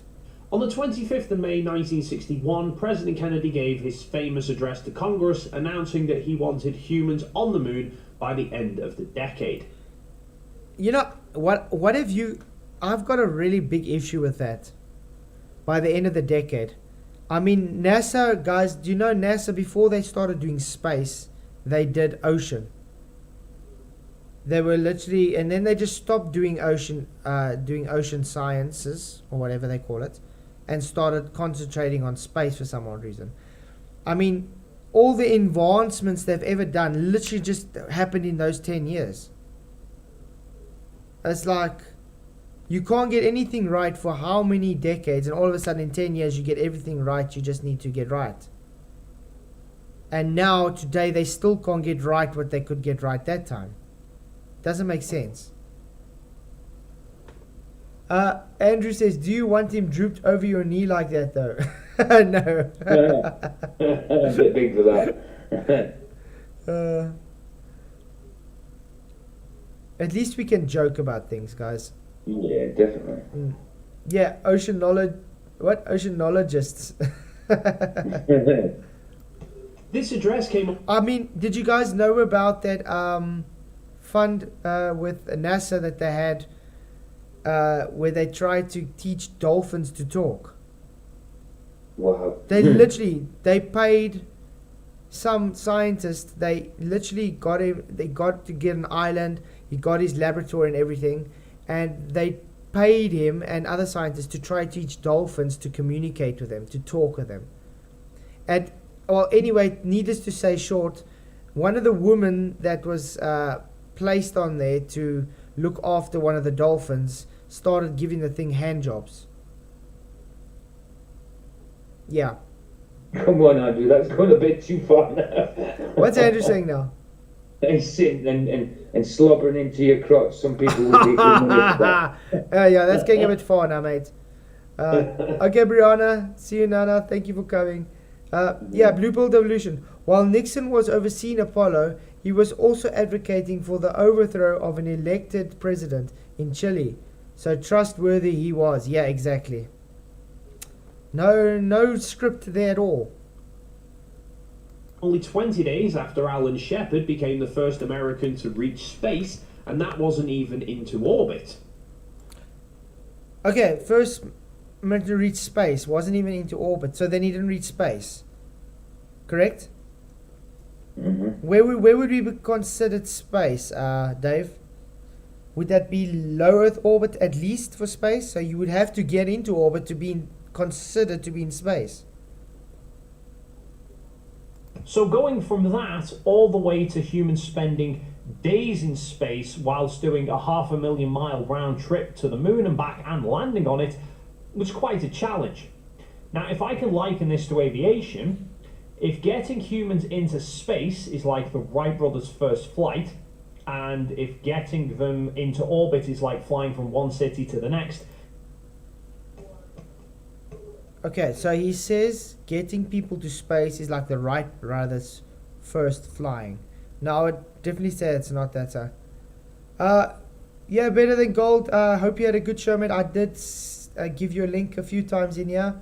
I hope that people do subscribe and do go and watch the show, guys. Lumpy was on there presenting, so do go and watch.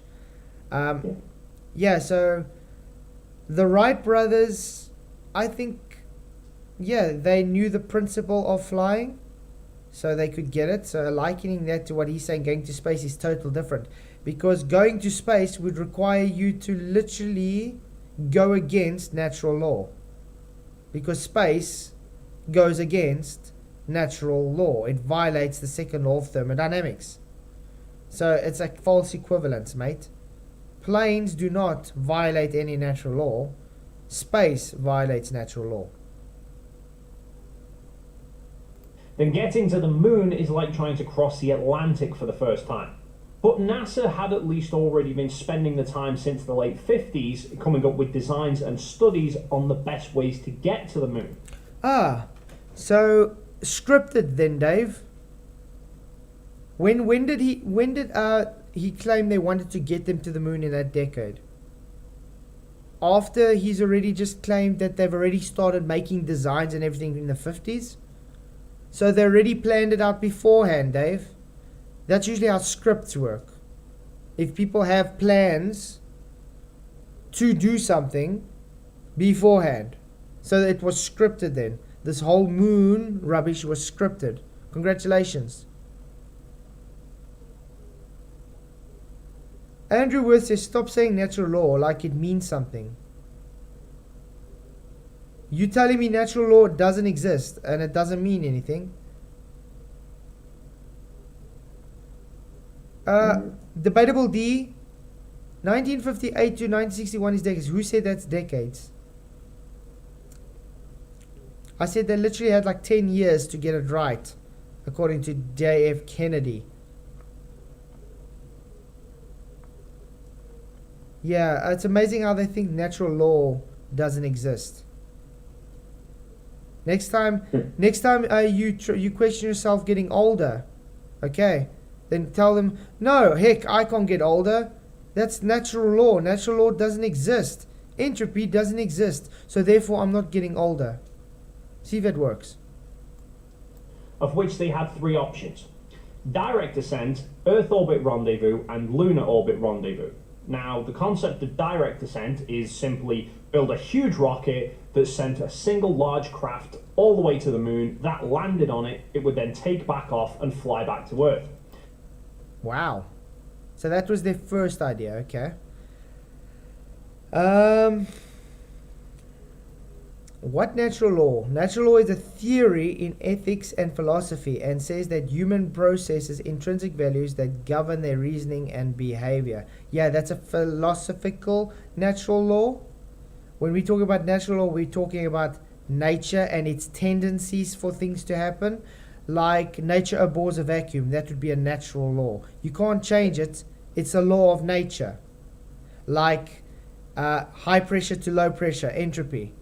It's a natural tendency to happen. You can't change its behavior. It's natural. It's a law that always happens. It's sad. These guys literally conflate two different meanings of natural law and think now because it's a philosophical natural law, that means natural tendencies, aka natural law, doesn't exist. PJ, last time I checked, you get older, correct? No, definitely, absolutely. Can you do anything about that? Absolutely not. Yeah, it's a natural tendency. It's a natural law. Even if I just stood still and did nothing, I would still get older, you know? Yeah. It's insane. But this would mean a craft that was very, very heavy, would need a lot of power to land on the moon, and it would basically be reversing onto the surface. I can give another idea that they could have gone. Balloons. Correct? They could have floated up there with a balloon. I mean, look at Picard. When did Picard go up with his high altitude balloon? I mean, NASA's still using balloons today. Hence why they are the largest users of helium to date. So you're telling me they couldn't have used a balloon to get to a certain altitude and then just built a payload or something and then shot it up to the moon? Yeah, didn't need a huge rocket for that. You know, they could have used all three ideas and had different ways to achieve that idea on each idea. It's like he's literally limited it to just these three ideas, which is false.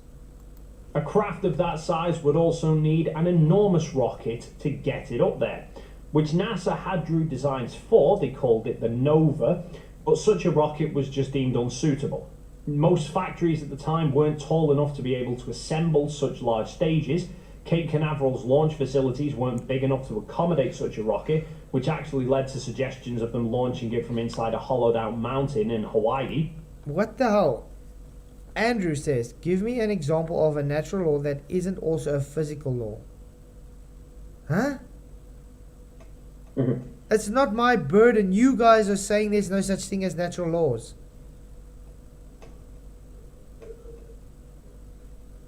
It's sad. Plus, a rocket of that size wouldn't have been ready to start flying until near the end of the decade. Yeah. Earth orbit rendezvous would have seen several smaller C-3 rockets launch up parts of a spacecraft that would then be built in Earth orbit, and then that would be flown to the moon. You see, that's what I'm saying. They could have done this with balloons then as well. Use high altitude balloons. I mean, this makes you think about the ISS. Has anybody ever seen the ISS construction? No, it just... I remember it being there on the news all of a sudden. I was like, oh, I can't remember that being built. And the Chinese one, I was told that another one there. I was like, oh, there's two. Hey, Aaron Armstrong, thank you for coming. Haven't seen you in a while. What stuff am I making up, Aaron? Please be very specific. Okay, yeah, exactly. I mean, the ISS, nobody's ever seen the construction of the ISS. It was just there one day. So... it's simple, just like this. A balloon, you could have used the balloon to go up to high altitude and then just constructed their stuff through the high altitude balloons and then shot it up to the moon. Would have cost much cheaper, correct? Hey, Oxford Spirit, yeah. Natural law is a description of a phenomena that happens in every instance. Exactly. It is literally something that has a natural tendency to happen. You can't do anything about it. It just happens. How could they have piloted balloons around? No one said they took a balloon to the moon, Andrew. Balloon, a high altitude balloon, and then assemble, like they said, to go to the moon. Yeah, and this is based all on your heliocentric bullshit, by the way. So we're just begging the question a bit. This would, however, increase the risk of failure because it would need multiple launches in order to get a mission to the moon. Plus, you would still end up being left with one single large craft that would have to reverse onto the moon. Or you could just do it like I said, use balloons to get it built up and then go, heck, just like you guys literally just so-called have the ISS built up or orbiting the Earth, you could have done it that way and then used rockets from the ISS to go to the moon, correct? Yeah. Yeah. Or you can literally have created the ISS itself to go to the moon and just back down to orbit afterwards. International Swimming Station. Yeah. Andrew George says, so that's the same as physical law. Give me one example of natural law that isn't physical.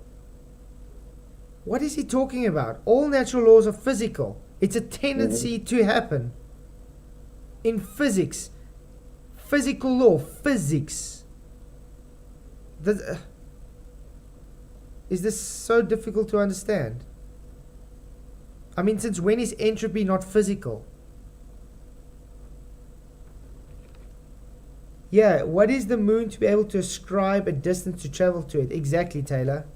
Like I said, we're just literally just begging the question now with this. We're just having fun with them.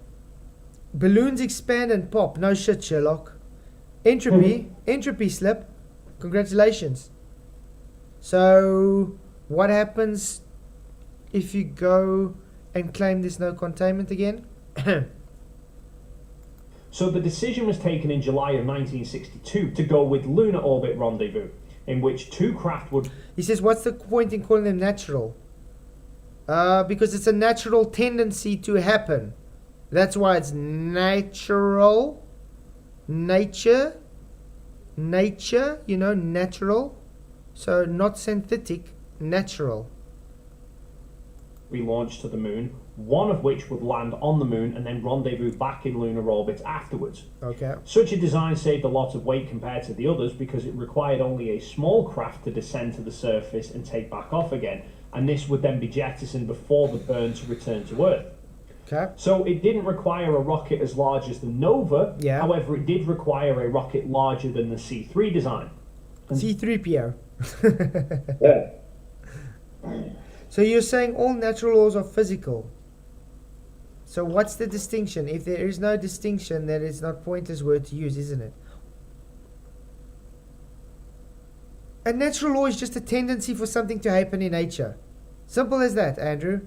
You're making things more complicated than it seems to be. It's simple than that. Entropy exists. It's a natural tendency to happen. You can't do anything about it. It happens in natural. It's physical. I don't know. I think Andrew's just a little bit argumentative. Yeah, I don't think it's possible to launch something from a balloon as you suggested. No, you don't launch anything from a balloon. You would take the balloon up, you would create a platform in orbit, and build from there to build something to launch to the moon. Simple. Yep, it's just descriptive, Oxbow. So an enlarged design was created called the C5.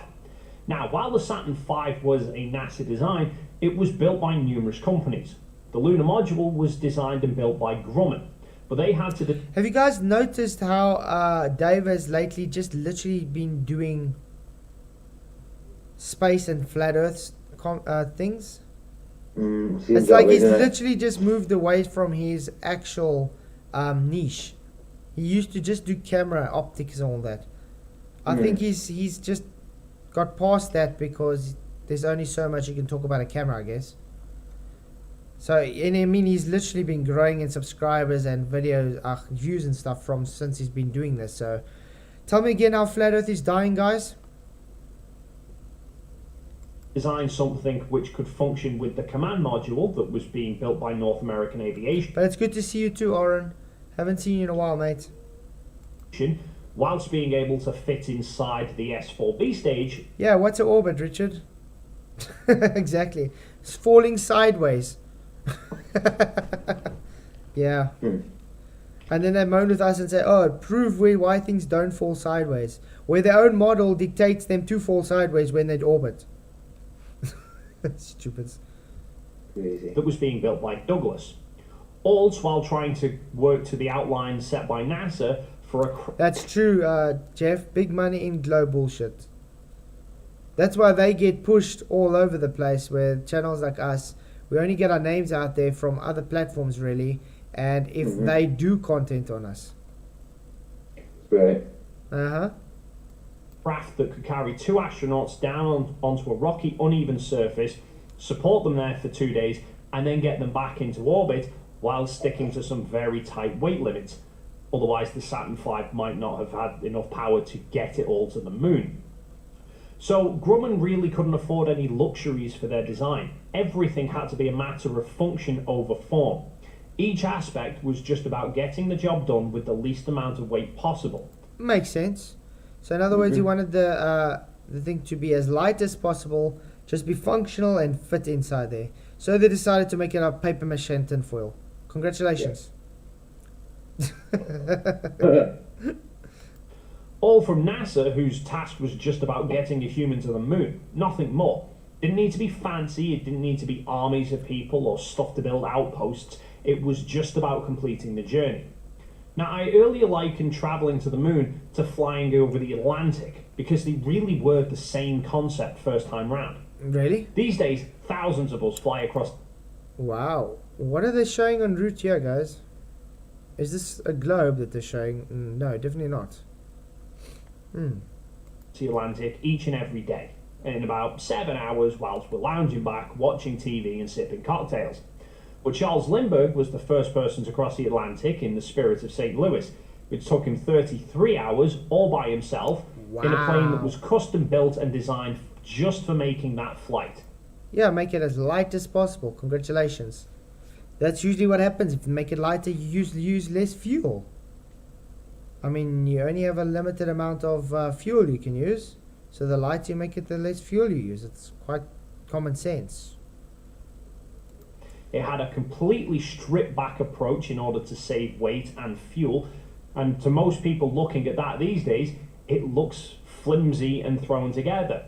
I suspect most people would reject the offer to fly that thing.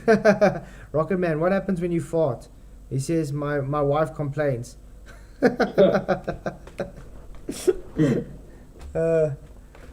Farting is dispersal of gas, guys. As simple as that.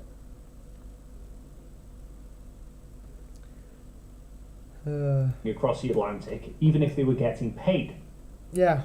And when you break down the lunar module design, it really does reflect this same mentality. I mean, let's consider the basics of what was... Does this look anything like the lunar module they're showing us? This on screen now, guys. Genocide, thank you for coming. Glad you make it. Yeah, the way he's explaining it does make a lot of sense, correct? But there's a lot of flaws in his arguments. Hey, Jim Roger Wombat, thank you for coming. Glad you could make it. Still needs to be strong, you know what I mean? It's, as well as light. Yeah. Actually required from the lunar module. It had to get 2 people from lunar orbit onto the surface and back up to lunar orbit. Yeah. That was it. Great, that was it.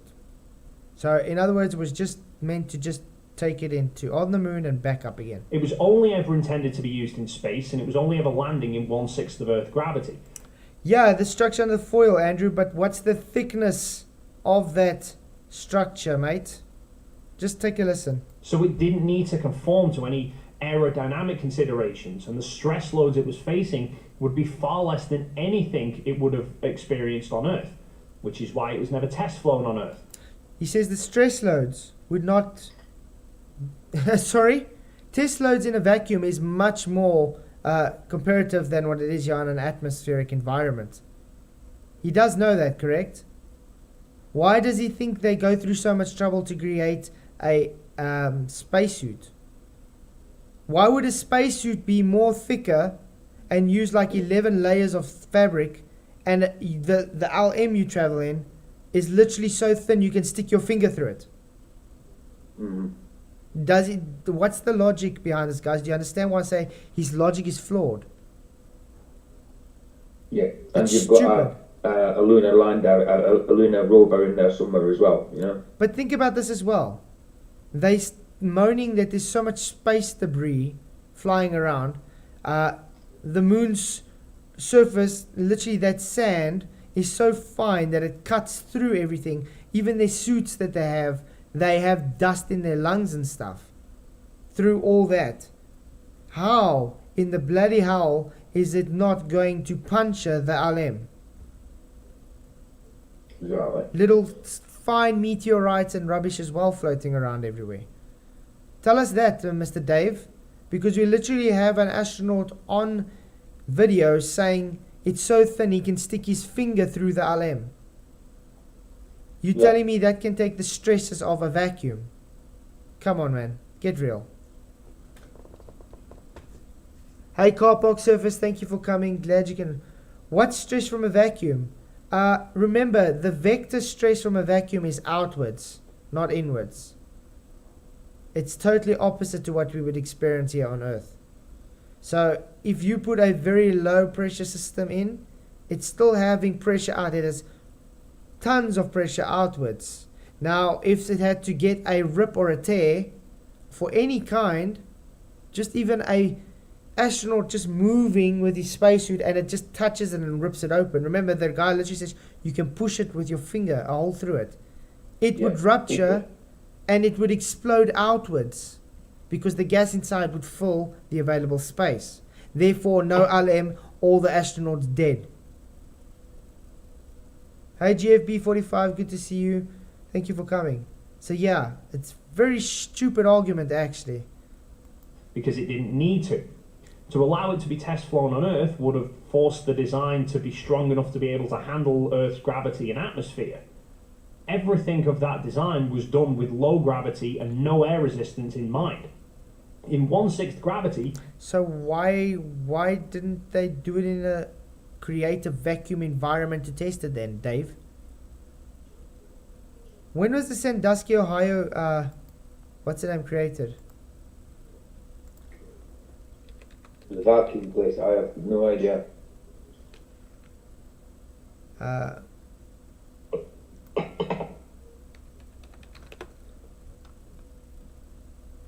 1935. No, we specialize in pressure vessel fabrication design. Okay, but when did they actually build it?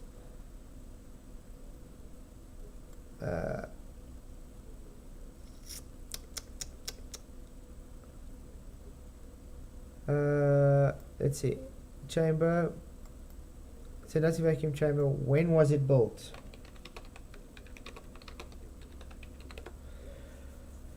Built in 1969.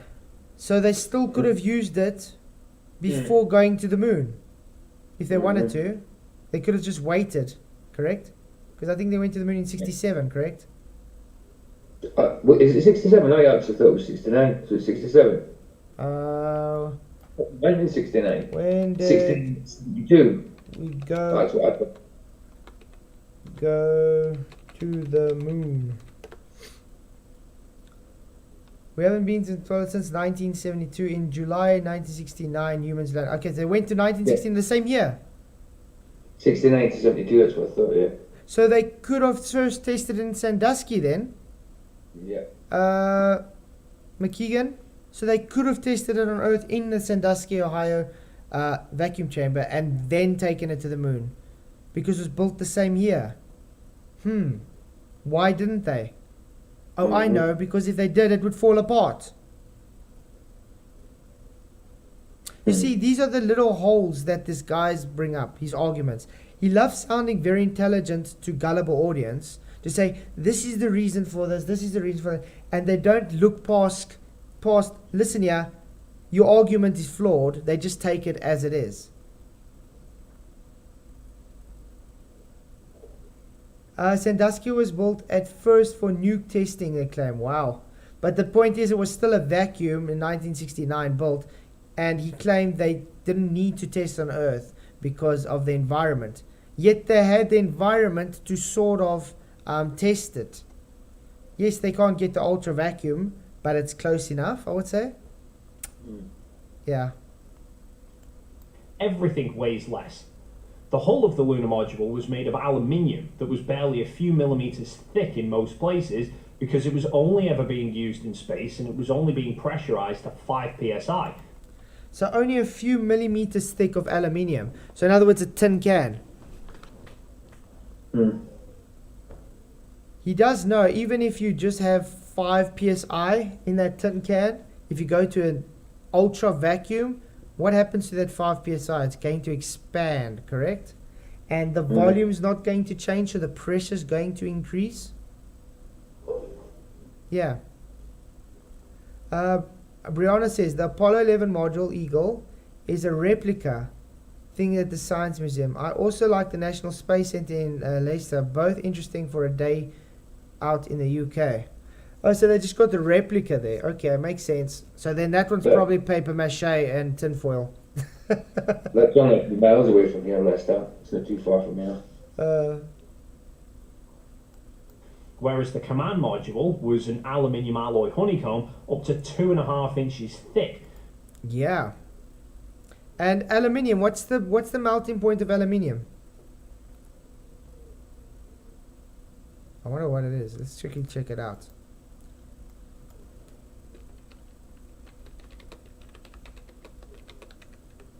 Aluminium. How do you guys say aluminium or aluminium? I say aluminium. Yeah. 660 degrees Celsius. How hot does it get with re-entry?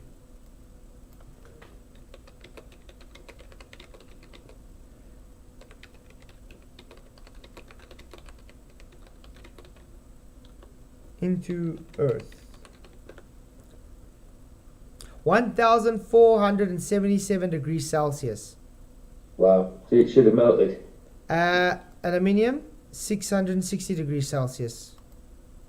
1477 degrees Celsius. 666 degrees Celsius. 660 degrees Celsius. And yeah, I think that's a big difference, guys. More than double.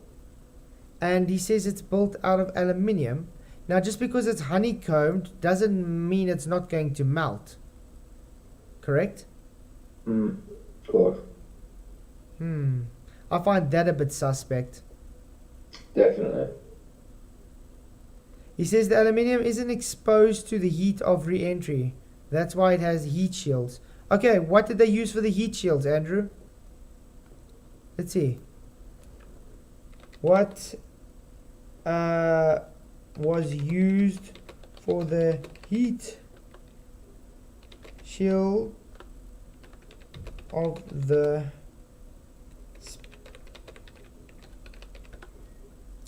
space capsules, whatever. The lunar modules, okay. Heat shields, the protect Apollo, the extreme heat re-entry. NASA chose a abrasive heat shield composed of brace steel honeycomb structure, a fiberglass honeycomb shed filled with phenolic epoxy resin. Fiberglass. You know you can burn fiberglass with a hairdryer. The resin in fiberglass literally burns.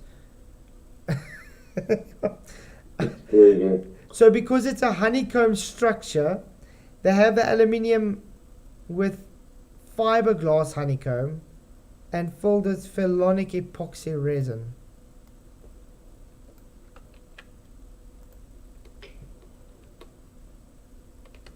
Let's see. Heat max. I don't know. Let's see if it's heat max. 205 degrees Celsius is the heat resistance of that resin, guys. 205 degrees Celsius. Do you guys see the issue here?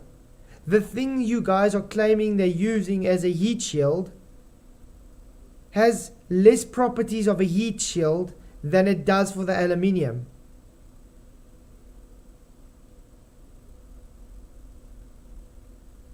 How? Yeah, how's this cherry picking? We're literally taking your guys' claims and looking at the temperatures. It's the same as you guys with your bloody molten iron core rubbish. The curry point, it's way past the curry point to give magnetic properties, yet you claim it's giving magnetic properties. Do you understand the issue? Tony Whitcomb, £5 super chat. Thank you very, very much for your super chat. I really, really appreciate it, mate. He says, a 6 tall vacuum on Earth, 10-foot walls thick, but a door on the ISS, paper thin, stops entropy. Exactly. No. I mean, you see how it flaps around like a piece of paper on the ISS. But yeah, we have to use hectic thick concrete and steel doors that still can't even get the same effects in space. Thank you very much for your super chat, Tony. Appreciate it. You what? You momentarily had 1600 degrees on screen when searching heat shield. Yeah, but we're looking at the stuff you're using for the heat shield, Debatable D. Just because they say the heat shield itself can take that, doesn't mean it can, because the things used for the heat shield can't take that.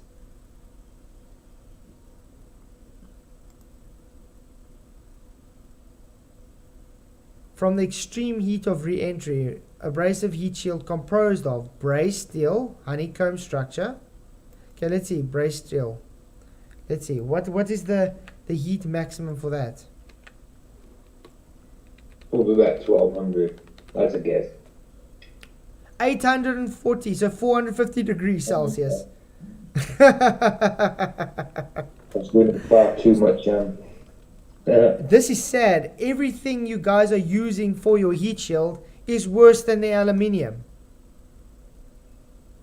It's like taking a oven mitt and sticking it inside a fire or a furnace and saying it will protect you, just because it's an oven mitt.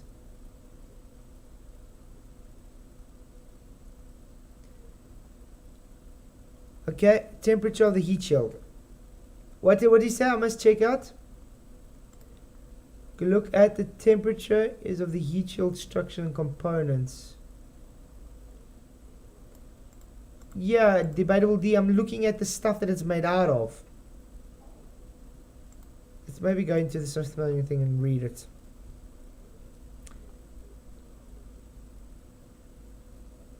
Okay, let's see. It says, to protect the Apollo command module from the extreme heat of re-entry, NASA chose an abrasive heat shield comprised of brazed steel, which is melting at 400 and something, fiberglass honeycomb, which melts at 200 and something, and the epoxy resin also, which at 200. And the materials was designed to vaporize, oblate as the result of the atmosphere friction and process that would prevent heat from penetrating the crew component. The earliest test flights of Apollo command modules were designed in a large part to test the performance of the heat shield.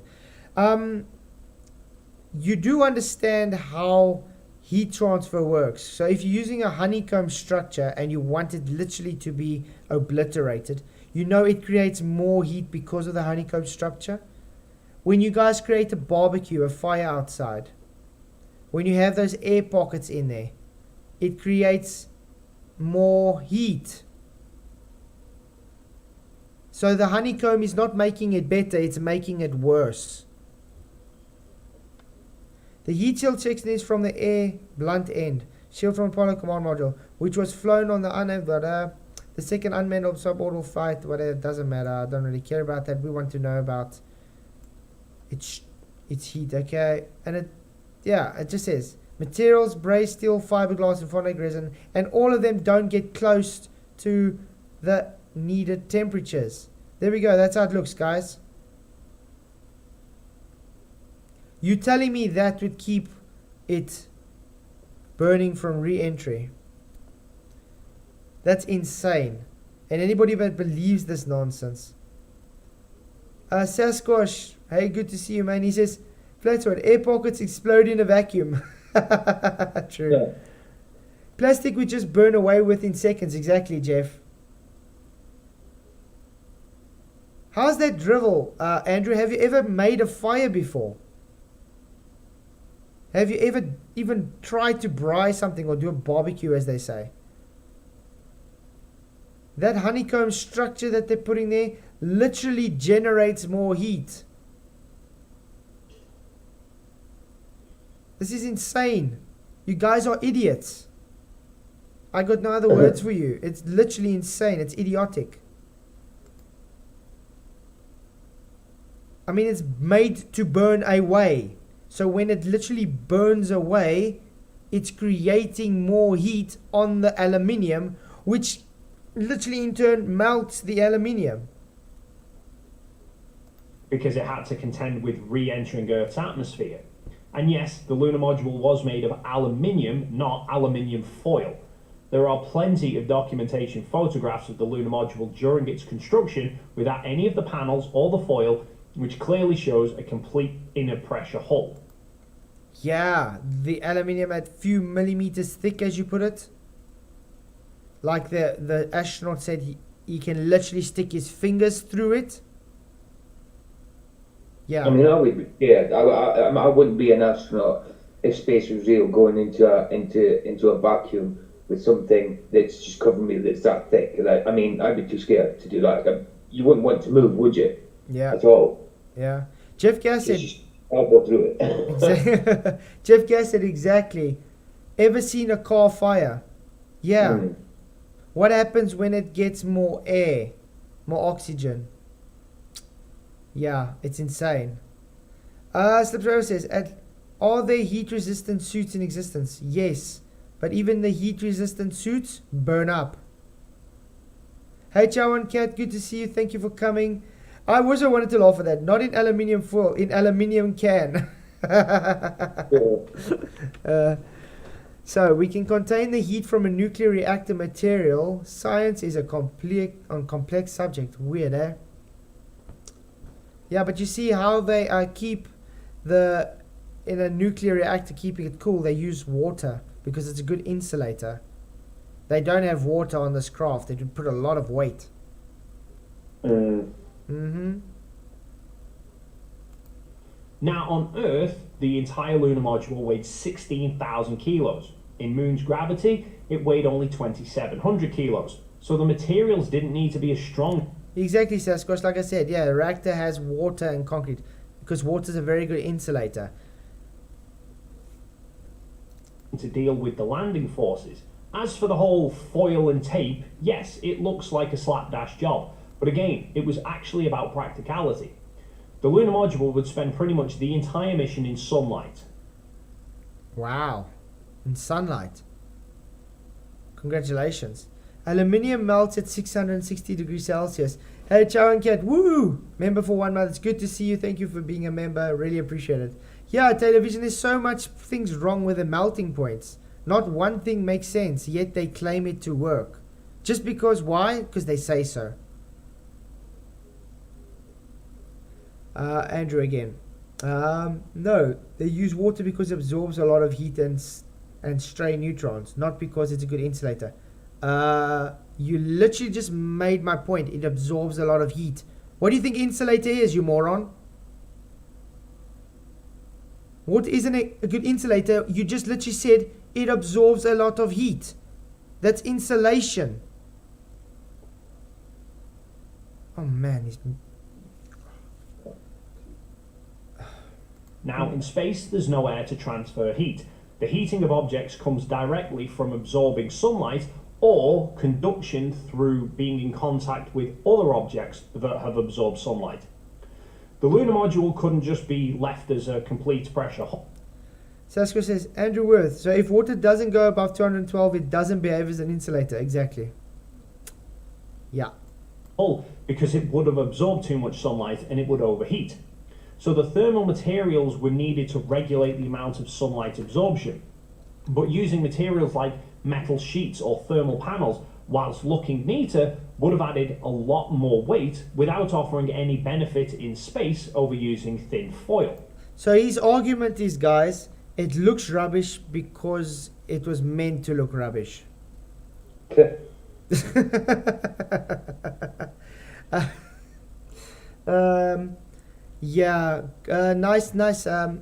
You know what I think happened? The people didn't have time to finish their project, so they quickly just wrapped the foil around and had to make a reason for it. Simple as that. I mean, there's even sellotape on it, you know what I mean? Yeah. I mean, look at that tape. You think that? It's awful. Yeah, it's awful. It's not like it's high grade tape or anything.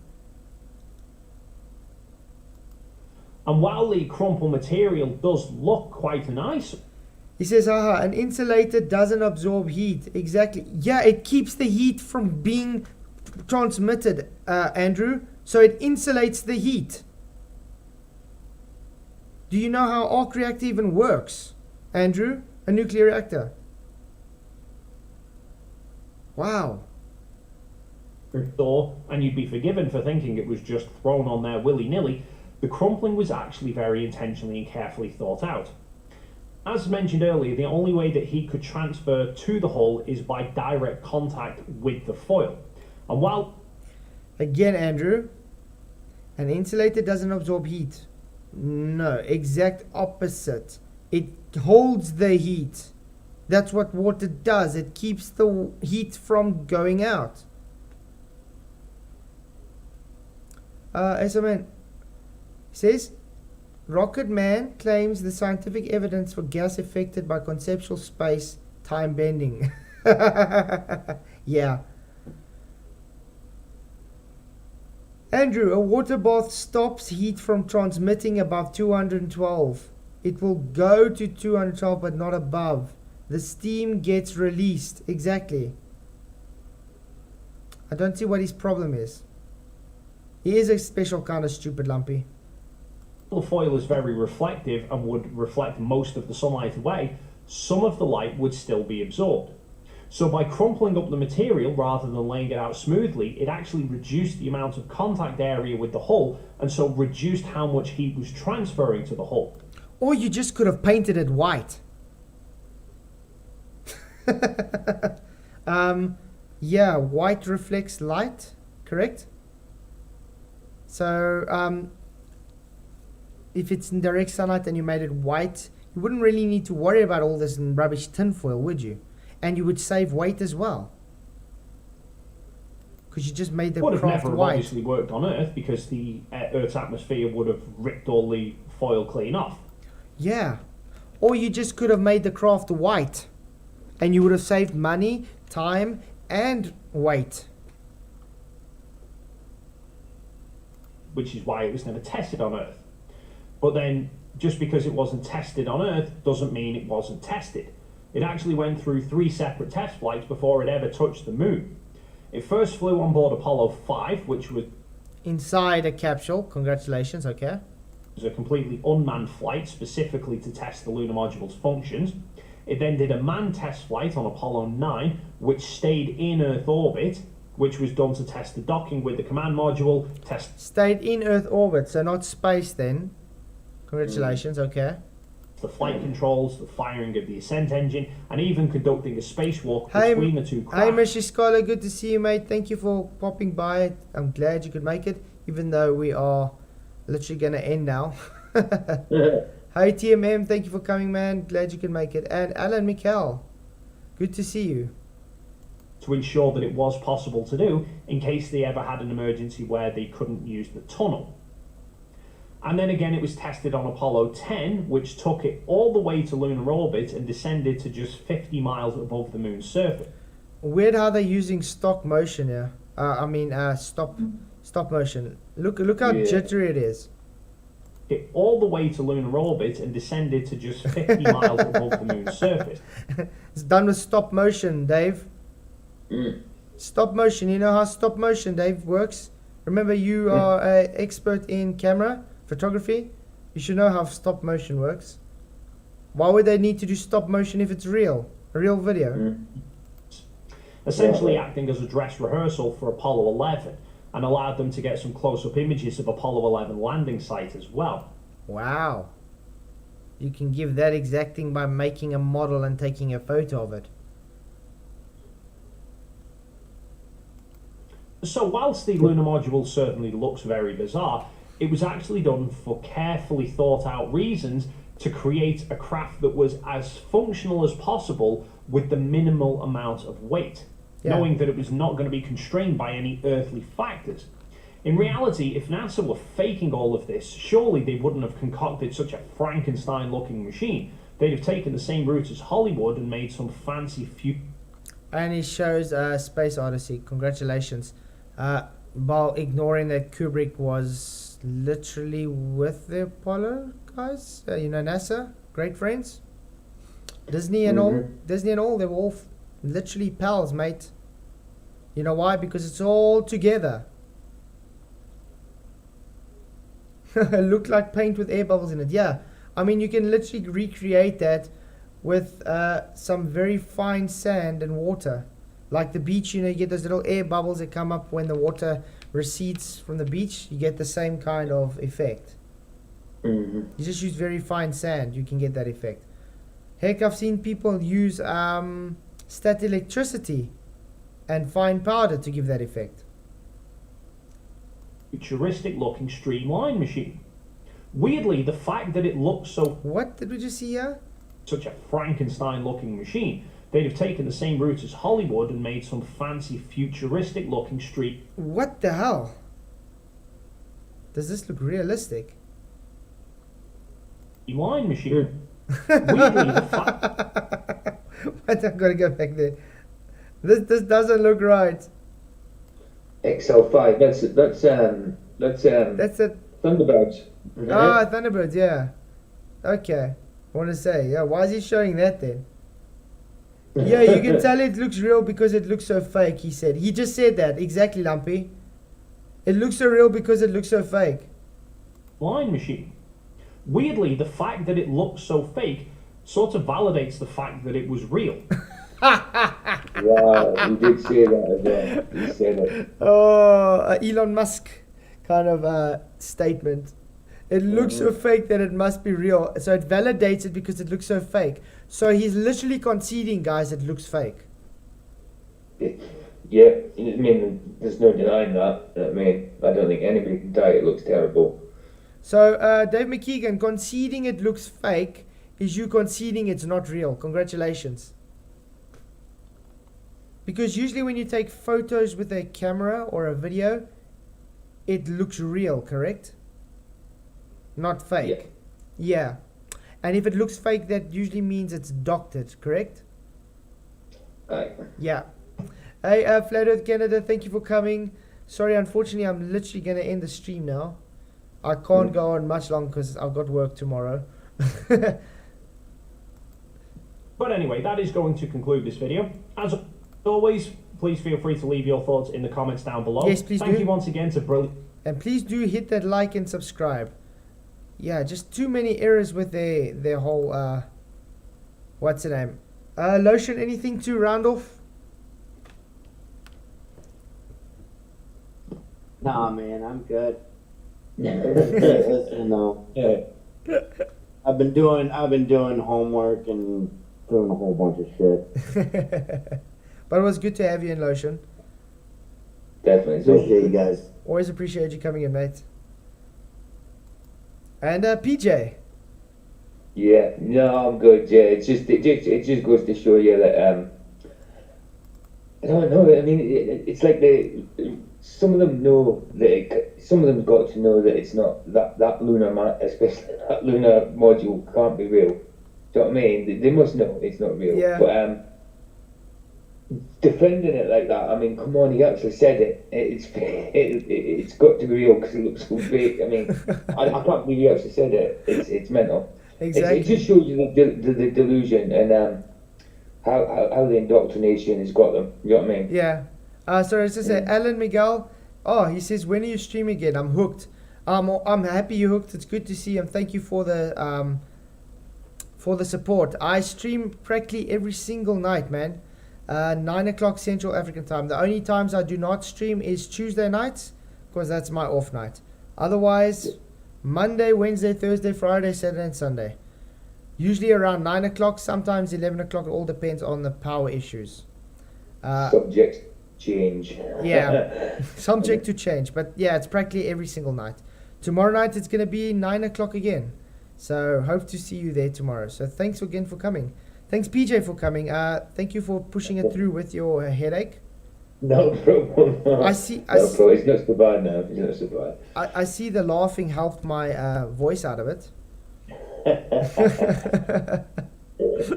Always a good remedy, laughing. Yeah. And Andrew, I suggest you start looking at your arguments, mate, because you contradict your own statements in your own statements. So yeah. It's great to have you all here. What did the poll say? The poll ended up with 84 votes. Entropy kills the globe narrative. Yes, you cannot overcome entropy, 81%. And no, because I ignore natural law, 19%. Yeah, thank you all for coming again. You guys are awesome. Thanks for coming. Really hope to see you guys tomorrow. Yeah. So many blessings, and may the pressure be with you. Cheers.